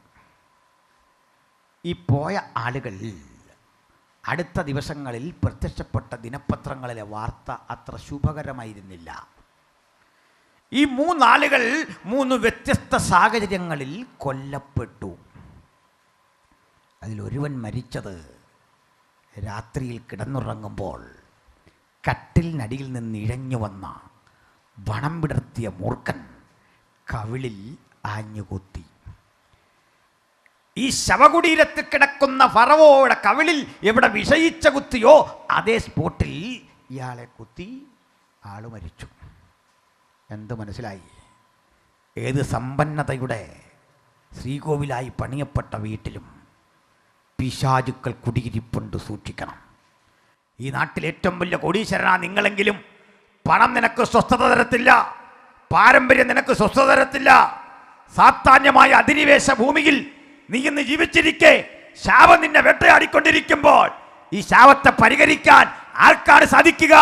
ഇതാ ഗെത്സമന തോട്ടത്തിൽ വെച്ച് ഉള്ളുരുകി പ്രാർത്ഥിച്ചവൻ മധ്യസ്ഥയണച്ചിട്ട് പുറത്തേക്ക് വന്നിട്ട് പറയുക, നിങ്ങൾ ആരെയാ തിരയുന്നത്? നസറേനായ യേശുവിനെ. അത് ഞാനാ, എന്നെ ബന്ധിക്കണം, ഇവരെ വിട്ടയക്കണം. ഇന്നും വിട്ടയക്കപ്പെടുന്ന സ്വാതന്ത്ര്യ ബോധം ഹൃദയത്തിലുണ്ടെങ്കിൽ രോഗം പിടിച്ചു വച്ചിരിക്കുന്ന, തിന്മകൾ പിടിച്ചു വച്ചിരിക്കുന്ന ജീവിതത്തിന്റെ ദുരന്തങ്ങളിൽ നിന്ന് രക്ഷപ്പെടാൻ നിനക്കിതാ ഒരു ദിവ്യ ഔഷധം. അവന്റെ പുത്രനായ യേശുവിന്റെ രക്തം സകല പാപവും പോക്കി നമ്മെ ശുദ്ധീകരിക്കുന്നു. അവന്റെ രക്തത്തിൽ നമുക്ക് അതിക്രമങ്ങളുടെ മോചനം എന്ന വീണ്ടെടുപ്പുണ്ട്. ഹല്ലേലൂയ. ഞാൻ ഒരു കഥ പറഞ്ഞ് ഈ ചിന്തകൾ ക്രോഡീകരിക്കാം. കുട്ടികളൊക്കെയുള്ള ഒരു സദസ്സാണല്ലോ. കഥ പറയുന്നത് ഇഷ്ടമാണോ? കണ്ടോ, കുഞ്ഞുങ്ങൾക്ക് താല്പര്യമായി. പ്രായമുള്ളവരുടെ കാര്യം അറിയില്ല, എന്നാലും പ്രായമുള്ളവരായിരിക്കും അത് രഹസ്യത്തിൽ കൂടുതൽ ആസ്വദിക്കുന്ന വേറൊരു കാര്യം എങ്ങനെയാണ്. അതുകൊണ്ട് നല്ലൊരു കഥയാണ് ഞാൻ പറയുന്നത്, അർത്ഥവത്തായ കഥ. ഇത് എൻ്റെ കഥയൊന്നുമല്ല, അത് നല്ല കഥയാണെന്ന് ഞാൻ പറയാൻ കാരണം, വിശ്വവിഖ്യാതനായ വില്യം ഷേക്സ്പിയറുടെ മാക്ബത്ത് എന്ന ഒരു കലാസൃഷ്ടി ഉണ്ടല്ലോ. ഏവനിലെ രാപ്പാടി, ഉജ്ജ്വല എഴുത്ത ഷേക്സ്പിയറുടേത്. ഈ മാക്ബത്ത് ഒരു ധീര സമര സേനാനിയായ സൈനിക മേധാവിയുടെ പേരാ. അദ്ദേഹത്തിൻ്റെ ഭാര്യയെ ലേഡി മാക്ബത്ത് എന്നറിയപ്പെടുന്നു. നിരവധി യുദ്ധങ്ങളിൽ രാജ്യത്തെ വിജയിപ്പിച്ച രാജാവിൻ്റെ അഭിമാന ഭാജനമാണ് മാക്ബത്ത്. ഒരു ദിവസം ഈ മാക്ബത്തിൻ്റെ വീട്ടിൽ രാജാവ് അതിഥിയായിട്ട് എത്തി. അതിഥിയായിട്ടെത്തിയ രാജാവ് മാക്ബത്തിൻ്റെ ഉപചാരങ്ങൾ കൈക്കൊണ്ട് ഉറങ്ങാൻ അദ്ദേഹത്തിന് വേണ്ടി ക്രമപ്പെടുത്തിയ മാളിക മുറിയിലെ മനോഹര ഇടത്തേക്ക് ഗോവണിപ്പടി കടന്ന് മാക്ബത്തിനെ അനുഗമിച്ചു. രാജാവ് മുറിയിലേക്ക് കടന്നു. വിരിച്ചൊരുക്കിയ പേർഷ്യൻ പരവതാനിയുടെ മുകളിൽ കൂടി നടന്ന് മനോഹരമായ ഒലിവ് മരത്തിൻ്റെ തായ്തടിയിൽ മെനഞ്ഞ കട്ടിലിൽ രാജാവ് കിടക്കുമ്പോൾ ഒരു ശരറാന്തലൽപ്പം താഴ്ത്തി വെച്ചിട്ട് മാക്ബത്ത് പറഞ്ഞു, പ്രഭോ, അങ്ങയ്ക്കിന്നിവിടെ സുഖശയനം. അങ്ങയുടെ ഈ മുറിക്ക് മുമ്പിൽ വെട്ടിത്തിളങ്ങുന്ന ഈ വാളും കയ്യിലെന്തി നേരം വെളുത്തങ്ങ് ഉണരും വരെ ഈ മാക്ബത്തിരിക്കും. അങ്ങൊന്നും പേടിക്കണ്ട. ചിരിച്ചുകൊണ്ട് രാജാവ് പറഞ്ഞു, വിധി മറ്റൊരു രൂപത്തിൽ എന്നെ ആക്രമിക്കാൻ വന്നാൽ നിൻ്റെ ഈ വാള് അതുകൊണ്ട് ഗുണമില്ലല്ലോ മാക്ബത്ത്. മുമ്പ് സൂചിപ്പിച്ചതുപോലെ മറ്റൊരു വിധത്തിലായി എൻ്റെ മരണമെങ്കിൽ ഈ വാളിനെ രക്ഷിക്കാൻ കഴിയില്ലല്ലോ മാക്ബത്ത്. അതുകൊണ്ട് നീ എന്നെ ഇങ്ങനെ സൂക്ഷിക്കണ്ട, പോയി കിടന്നോ. മാത്രമല്ല മാക്ബത്ത്, നിൻ്റെ വീട്ടിൽ കിടക്കുമ്പോൾ കൊട്ടാരത്തിൽ കിടക്കുന്നതിനേക്കാൾ ഞാൻ സുരക്ഷിതനാ. കാരണം നിൻ്റെ വീട്ടിലേക്ക് വന്ന് ഒരു ശത്രുവിനും എന്നെ ആക്രമിക്കാൻ കഴിയില്ല. നീ എത്ര ധീരനാ, നിൻ്റെ മുൻകരുതലുകളെക്കുറിച്ച് അവന് ബോധമുണ്ട്. അതുകൊണ്ട് കൊട്ടാരത്തിലേക്കാൾ ഞാൻ സുരക്ഷിതനാ, പൊക്കോ. മാക്ബത്ത് വണങ്ങി. മാളിക മുറിയുടെ പടിക്കെട്ടുകൾ കടന്ന് താഴേക്ക് ഇറങ്ങി ചെല്ലുമ്പോൾ സുന്ദരിയായ തൻ്റെ ഭാര്യ താഴെ നിൽക്കുന്നു, ലേഡി മാക്ബത്ത്. ഈ മുഖത്തെ സന്തോഷം കണ്ടിട്ട് മാക്ബത്തിനോട് അവൾ ചോദിച്ചു, അങ്ങനെന്താ വലിയ സന്തോഷമാണല്ലോ? അദ്ദേഹം പറഞ്ഞതേ, ഞാനിന്ന് അതീവ സന്തോഷവാൻ. കാരണം എൻ്റെ വീട്ടിൽ രാജാവ് ഉറങ്ങുമ്പോൾ രാജാവ് പറയുക, നീ കാവൽ നിൽക്കേണ്ട മാക്ബത്തെ, നീ ഒരു ധീരനാ, നിന്റെ പേര് കേട്ടാൽ ഒരു ശത്രുവിനും ഇവിടെ വന്ന് എന്നെ ഉപദ്രവിക്കാനാവില്ല. 1000 പാരിതോഷികങ്ങളെക്കാൾ വിലമതിക്കുന്ന പ്രശംസയാണ് എനിക്ക് കിട്ടിയത്. ഓ മാക്ബത്ത്, ഞാനൊരു ചോദ്യം ചോദിക്കുന്നു അങ്ങയോട്.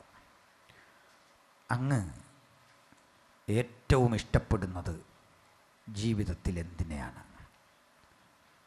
അങ്ങക്ക് രാജാവിനോട് ബഹുമാനവും സ്നേഹവും ഒക്കെ ഉണ്ടല്ലോ, ഉണ്ട്. ഏറ്റവും ഇഷ്ടപ്പെടുന്ന രാജാവിനെയാണോ? അദ്ദേഹം പറഞ്ഞല്ല, നിന്നെയാണ്. ഉറപ്പ്? ഉറപ്പ്.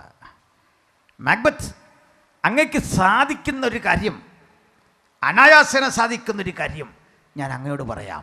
എന്നോട് സ്നേഹമുണ്ടെങ്കിൽ അത് നടപ്പിലാക്കി തരണം. അദ്ദേഹം പറഞ്ഞു, തരാം. കരം തന്നാട്ടെ. കരം കൊടുത്തു. ഉറപ്പ്? ഉറപ്പ്. ആ എന്താ പറഞ്ഞിട്ട്? ഇന്ന് രാത്രി നീ രാജാവിനെ കൊല്ലണം. കൊന്നിട്ട് നീ രാജ്യത്തിൻ്റെ രാജാവാകണം. നിന്റെ വലത്തുവശത്തു രാജ്ഞിയായി ഞാനിരിക്കും. മാക്ബത്ത് പറഞ്ഞു, എന്തൊരു വിഡ്ഢിയാണ് നീ. ഒരനുജനെപ്പോലെ എന്നെ സ്നേഹിക്കുന്ന എൻ്റെ ചക്രവർത്തിക്ക് നേരെ ഈ വാളുയരില്ല. ഒരു തെരുവ് തണ്ടിയെപ്പോലെ ജീവിതം ഹോമിക്കേണ്ട എൻ്റെ വിലയും നിലയും എൻ്റെ ചക്രവർത്തിയാ. പ്രാണൻ വെച്ചുപവനെ സംരക്ഷിക്കാൻ ഞാൻ ബാധ്യസ്ഥനാ. ഈ ഉടവാൾ അവന് നേരെ ചലിക്കില്ല. പകരം നീ ആകാശത്തിൽ ജ്വലിച്ചു നിൽക്കുന്ന ചന്ദ്രനെയും പിടിച്ച് എനിക്ക് കൊണ്ടെത്താ എന്ന് പറയുക. ഞാൻ ചന്ദ്രനെയും പിടിക്കാൻ പ്രയാണം ആരംഭിക്കും. ഒന്ന് പൊരുതി നോക്കും. അതിനെനിക്ക് മനസ്സാ. പക്ഷേ എൻ്റെ ചക്രവർത്തിയെക്കുറിച്ച് ഇനിയൊരക്ഷരം മിണ്ടരുത്. അവൾ പറഞ്ഞു, മാക്ബത്ത്, എനിക്ക് മനസ്സിലായി. സോറി മാക്ബത്ത്, അങ്ങയുടെ ചക്രവർത്തിയെ കൊല്ലാൻ ഞാനൊരു വാക്കുകൂടി കൽപ്പിച്ചാൽ നീ എൻ്റെ തലയിറക്കും എന്നെനിക്ക് മനസ്സിലായി. അതുകൊണ്ട് മാക്ബത്ത്, ഞാൻ നിന്നെ പിരിയുന്നു. ഞാൻ വിട്ടുപോവുകയാണ്. അവൾ തൻ്റെ ബാഗെല്ലാം കയ്യിലെടുത്ത് നടക്കാൻ തുടങ്ങിയപ്പോൾ മാക്ബത്ത് പറഞ്ഞു, നിനക്കെന്ത് പറ്റി? ഇവിടെ വാ. നോ മാക്ബത്ത്, 100 കണക്കിന് യുവകേസരികൾ എൻ്റെ സൗന്ദര്യം ആഗ്രഹിച്ച് എനിക്ക് ചുറ്റും കൂടിയിട്ടും നിന്നിലെ ധീരത കണ്ട് നിന്നെ മാത്രം പ്രണയിച്ച് നിനക്കൊപ്പം ഇറങ്ങിത്തിരിച്ച എൻ്റെ മുമ്പിൽ എന്നെക്കാൾ വലിയൊരു ബിംബം നിന്റെ ഹൃദയത്തിലിരിക്കുന്നു രാജാവ്. അത് മാറാതെ നിന്റെ കൂടെ ഇല്ല. ഇനി ഞാൻ തിരിഞ്ഞു നിൽക്കാൻ ഒറ്റ വ്യവസ്ഥ, ഇന്ന് രാത്രി നീ രാജാവിനെ കൊല്ലണം. പറയൂ, ഈസ് ഇറ്റ് പോസിബിൾ? സാധ്യമാണോ? അവൻ അങ്ങനെ നിന്നു. മനസാക്ഷി പറഞ്ഞു, അരുതേ അരുതേ അരുതേ. പക്ഷേ പ്രലോഭനം പറഞ്ഞു, വേഗം വേഗം വേഗം. മനസ്സാക്ഷിയും പ്രലോഭനവും 2 മണ്ഡലങ്ങൾ ഏറ്റുമുട്ടുന്ന സംഘർഷഭരിതമായ മനസ്സിൽ ഞങ്ങളുടെ പ്രസംഗം കേൾക്കുന്ന ഒരാളെങ്കിലും ഉണ്ടെങ്കിൽ, സ്നേഹിത, നീ എന്തിനാ വില കൽപ്പിക്കുന്നത്? എന്തിനു വേണ്ടി ആയുധം കയ്യിലെടുക്കുന്നത്? ഒടുവിൽ പ്രലോഭനം വിജയിക്കുന്നു. മാക്ബത്ത് പറഞ്ഞു, വരൂ വരൂ വരൂ. അവൾ ചിരിച്ചുകൊണ്ട് അടുത്ത് വന്നു. കയ്യിൽ കരുതി വെച്ച പുതിയൊരു ഉടവാൾ അവൾ എടുത്തു കൊടുത്തിട്ട് പറഞ്ഞു, it is for him Macbeth. ഇത് അവനുള്ളതാണ് മാക്ബത്ത്, കൊണ്ടുപോകൂ. മാക്ബത്ത് വേഗത്തിൽ. മാക്ബത്ത് പടികടന്ന് രാജാവിൻ്റെ ശയനഗൃഹത്തിൻ്റെ അരികിലെത്തി. പതുക്കെ കതക് തുറന്ന് അകത്ത് കിടക്കുമ്പോൾ ദാ ശാന്തനായി ഉറങ്ങുന്നു രാജാവ്. തൻ്റെ കയ്യിലെ കരവാളം മാക്ബത്തൊന്ന് ഉയർത്തി. ചലിപ്പിക്കാൻ വയ്യ. ശരീരമാസകലം സ്തംഭിക്കുന്നു. കൈയും കാലും വിറയ്ക്കുന്നു. ഒരു ധൈര്യം സംഭരിച്ചു മാക്ബത്ത്. ഓ, എന്തൊരു പ്രലോഭനം! അപ്പുറത്തെൻ്റെ മനസ്സാക്ഷിയുടെ വിങ്ങൽ, നീറിപ്പുകയുന്ന മനസ്സ് സഹിക്കാൻ വയ്യ. ഞാനാകെ ഭ്രാന്തനാകുന്നു. എന്തു ചെയ്യും? സംഘർഷഭരിതമായ അന്തരീക്ഷത്തിൽ ഇന്ന് ഞാനിത് ചെയ്യുന്നില്ലെങ്കിൽ എൻ്റെ ഭാര്യ വിട്ടുപോകും. ഇന്ന് ഞാനിത് ചെയ്താൽ ഞാൻ ലോകത്തിലെ ഏറ്റവും വലിയ കുറ്റവാളി, നീചകൃത്യം ചെയ്യുന്നവൻ. എനിക്ക് താങ്ങാൻ വയ്യ. സ്നേഹിതാ, ഇതിന്റെ പേരാണ് പാപം, ഇതിന്റെ പേരാ അധർമ്മം, ഇതിന്റെ പേരാ അകൃത്യം. വചനം പറയാ, നമ്മുടെ സമാധാനത്തിനായുള്ള ശിക്ഷ അവന്റെ മേലായി. താങ്ങാനാവാത്ത ആ പാപഭാരം എവിടാ കൊണ്ടിടുന്നത്? മനസാക്ഷി വിധിച്ചിട്ടും ചെയ്തു പോയ നീചകൃത്യങ്ങൾ കൊണ്ട് പരിഹരിക്കാൻ ഒരിടമില്ലാതെ വീർപ്പുമുട്ടുന്ന നിനക്കിന്ന് രാത്രി വിടുതൽ ആവശ്യമുണ്ടെങ്കിൽ, ഈ മാനസികാവസ്ഥയിൽ നിന്ന് രക്ഷ ആവശ്യമുണ്ടെങ്കിൽ, ഒറ്റ വഴി മാത്രം. യേശുക്രിസ്തുവിന്റെ പുണ്യാക രക്തം നിന്റെ സകല പാപവും പോക്കി നിന്നെ ശുദ്ധീകരിക്കുന്നു, നിന്നെ രക്ഷിക്കുന്നു. സ്തോത്രം. ഞാൻ പറഞ്ഞ് അവസാനിപ്പിക്കട്ടെ പ്രിയരെ. അടുത്ത ഘട്ടം, അയാളുടെ കയ്യിലെ വാളൊന്നുയർന്നു. രാജാവിൻ്റെ ശിരസ് ലക്ഷ്യമിട്ട് വാൾ അങ്ങോട്ട് ചെന്നു. രാജാവിൻ്റെ ഗളം പിളരുമ്പോൾ ആ കണ്ണൊന്ന് തുറന്നു. മാക്ബത്തിനെ രാജാവ് കണ്ടു. എന്നിട്ട് സംസാരിക്കാനാവാത്ത ഒരു ചോദ്യം ആ കണ്ണിൽ നിന്ന് കളിച്ചു. എന്തിന്? എന്തും നിനക്ക് തരാൻ എനിക്ക് മനസ്സാണല്ലോ കുഞ്ഞെ. എന്തിനാ? ഒത്തിരി കൊട്ടേഷൻ ഗുണ്ടകളുണ്ട് നമ്മുടെ രാജ്യത്ത്. അവർക്കറിയില്ല എന്തിനാ. കയ്യിൽ ആയുധം പിടിച്ചുകൊണ്ട് അവരെൻ്റെ പ്രാണനെടുക്കുമ്പോൾ അറിയില്ല എന്തിനാ. ഇതാ ഇവിടെ ഒരു മാക്ബത്ത്. എന്തു പറ്റി? അയാൾ കൊന്നു, തിരിച്ചിറങ്ങി വന്നു. ഭാര്യ പറഞ്ഞു, വെൽ ഡൺ മാക്ബത്ത്. ഒടി പറയാ, മാക്ബത്ത് നീ ഇങ്ങനെ വിഷമിക്കാനൊന്നുമില്ല. ഞാനാണ് ഈ സൗകര്യമെല്ലാം ഇവിടെ ക്രമീകരിച്ചത്. എന്തിനാ? ഈ രാജാവിനെ തന്ത്രപൂർവ്വം കൊണ്ടുവന്നതും ആഹാരമൊരുക്കിയതും അവിടെ സപ്രപഞ്ച കട്ടിലിനേക്കാൾ മനോഹരമായ കട്ടിലൊരുക്കിയതുമൊക്കെ എൻ്റെ ഒരു തന്ത്രമായിരുന്നു. കാരണം ഇവിടെ വരുത്തി കൊന്നിട്ട് നാളെ നീ നാടിൻ്റെ രാജാവാകുമ്പോൾ നിന്റെ വലതുവശത്ത് ഞാൻ രാജ്ഞിയായിരിക്കും. നേരം വെളുക്കുമ്പോഴേക്കും ഈ നാടും നഗരവും ഉണരും. ദേശമെല്ലാം നിന്റെ പിന്നിൽ കീഴയി വിളിച്ചു മുദ്രാവാക്യങ്ങളോടെ നിന്നെ പട്ടാഭിഷേകം കഴിക്കാൻ ഇങ്ങനെ ആനയും അമ്പാരിയും എഴുന്നള്ളത്തും കുതിരപ്പടകളും ഒക്കെ കൊണ്ട് പോകുമ്പോൾ നിനക്കൊപ്പം ഞാനുമുണ്ടാകും. മാക്ബത്ത് ജീവിതം ആസ്വദിക്കാനുള്ളതല്ലേ മാക്ബത്ത്. അവിടെ എന്ത് ധാർമ്മികത, അവിടെ എന്ത് സന്മാർഗബോധം. നമുക്ക് വേണ്ടത് ജസ്റ്റ് എൻജോയ് ലൈഫ്. നമുക്ക് ജീവിതത്തെ ആസ്വദിക്കാം. മാക്ബത്ത് സമ്മതിച്ചു. പക്ഷേ അരണ്ട വെളിച്ചത്തിൽ ഈ കയ്യിലേക്ക് നോക്കിയപ്പോൾ ഒരു തുള്ളി ചോര. അയാൾ പറഞ്ഞു, എൻ്റെ കയ്യിൽ ഒരല്പം രക്തക്കറ, ഇത് കഴുകണം. കൂജയിലെ തണുത്ത ജലം ഇനി കൊണ്ടുവാ. കൂജ കൊണ്ടുവന്നു. തണുത്ത ജലം നിറച്ച കൂജ. കുഞ്ഞുങ്ങൾക്കറിയില്ല കൂജ എന്ന് പറഞ്ഞാൽ എന്താണെന്നല്ലേ. അവർ നിങ്ങളുടെ ഫ്രിഡ്ജിലെ വെള്ളമല്ലേ നമ്മുടെ മക്കൾ കുടിക്കുക. കുഞ്ഞെ ഒരുതരം ജാറാണ്, ഒരുതരം മൺജാറാണ്, മൺകുടം, നീളമുള്ള മൺകുടം. അതങ്ങോട്ട് പിടിച്ച് വെള്ളം ഒത്തി കുടിച്ചിട്ട് മാക്ബത്ത് ബാക്കി വെള്ളം ഭാര്യയെ കൊണ്ട് കയ്യിലേക്കൊഴിച്ച് ഇങ്ങനെന്ന് കഴുകി കുടഞ്ഞിട്ട് നോക്കി. ചോരക്കറ പോകുന്നില്ല. മാക്ബത്ത് പറഞ്ഞു, തൊടിയിലെ കിണറ്റിലെ വെള്ളം കോരി ഈ കയ്യിലേക്ക് ഒഴിക്കുക. കൈ കഴുകി.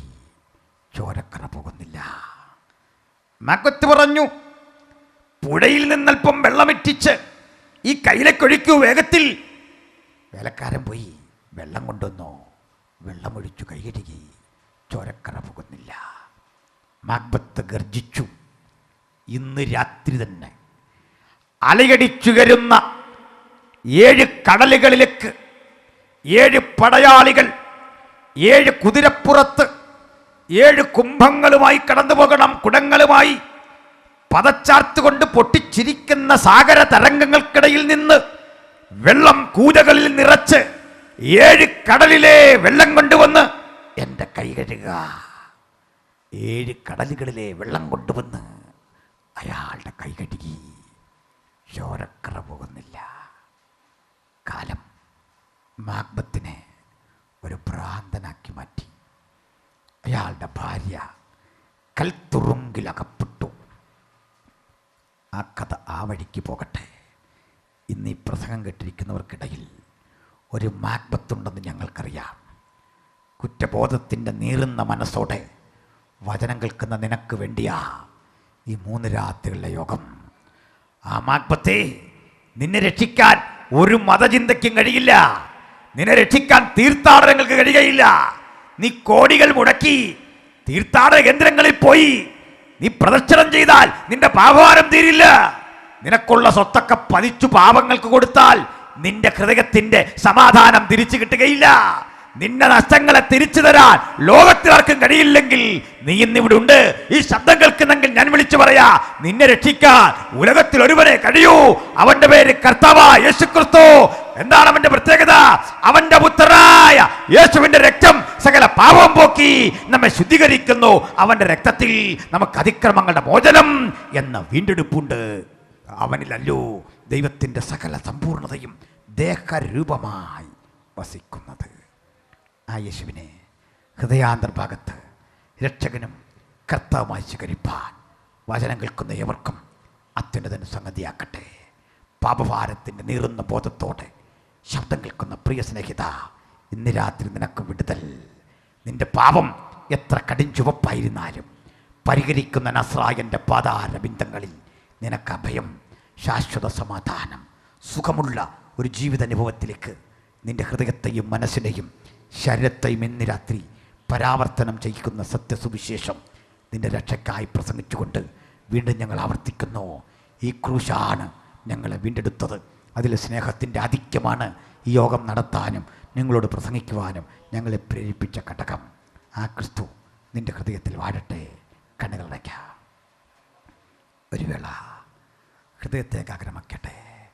എല്ലാവരും എല്ലാവരും എല്ലാവരും ഞാനൊരു വേള നിങ്ങൾക്കായി പ്രാർത്ഥിക്കുന്നു. എല്ലാവരും പ്രാർത്ഥിച്ചട്ടെ. ഈ ദേശത്തിനായി പ്രാർത്ഥിക്കുന്നു. എനിക്കൊപ്പം നിങ്ങളും പ്രാർത്ഥിക്കണേ. ഇത്രമാം സ്നേഹം ഉയിർക്കൊടുത്ത് നീക്കായി, ഇത്രമാം സ്നേഹം ഉയിർക്കൊടുത്ത് നീക്കായി, മന്നവ വർണ്ണിപ്പാനേളു തല്ല എനിക്ക്, മന്നവ വർണ്ണിപ്പാനേളു തല്ല എനിക്ക്.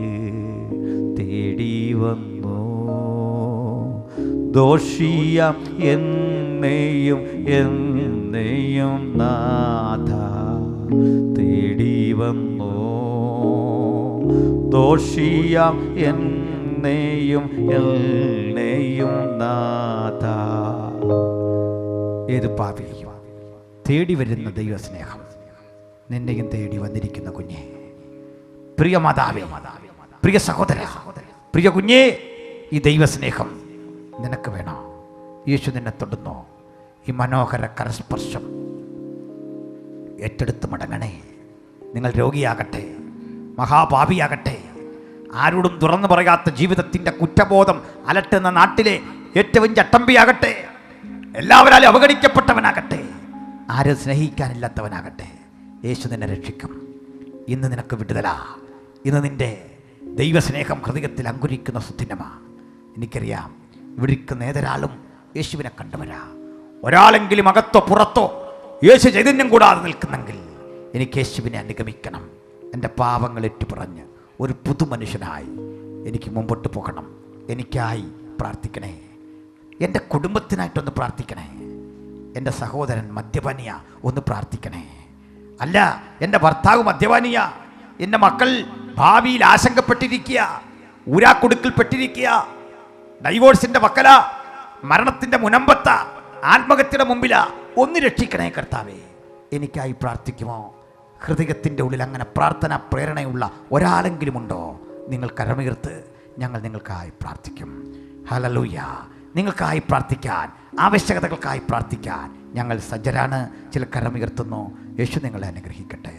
ഒരു മാതാവ് കരമുയർത്തുന്നു. യേശു നിങ്ങളെ അനുഗ്രഹിക്കട്ടെ. യേശു ചൈതന്യം നമ്മുടെ മീതെ വാഴട്ടെ. ഞാൻ ഒരു വാക്കിൽ പ്രാർത്ഥിക്കുന്നു. നന്മ അല്ല, ആത്മപ്രേരണയുള്ളവർ, പ്രചോദനമുള്ളവർ, അന്ധക്കരണം പ്രേരിപ്പിക്കുന്നവർ, അവർക്ക് ഇനിയും കരമുയർത്താൻ അവസരമുണ്ട്. പ്രാർത്ഥന ജീവിതത്തിന് വലിയ വിടുതലാണ്, വലിയ വിടുതൽ. നിങ്ങൾ എന്തിനായി കരമുയർത്തി സമർപ്പിച്ചു? ഞങ്ങൾക്കറിയില്ല, പക്ഷേ കർത്താവ് അറിയുന്നു. എന്താണ് നിങ്ങളുടെ ആവശ്യം? ഞാൻ പ്രാർത്ഥിക്കുന്നു. സ്വർഗ്ഗപിതാവേ, ചില കരമുയർത്തിയിരിക്കുന്ന ഒരു സമർപ്പണം. അവർക്ക് ആവശ്യമുണ്ട് നിന്റെ രക്തത്തിൻ ചൈതന്യം. അവർക്ക് ആവശ്യമുണ്ട് അവിടുത്തെ രക്ഷ.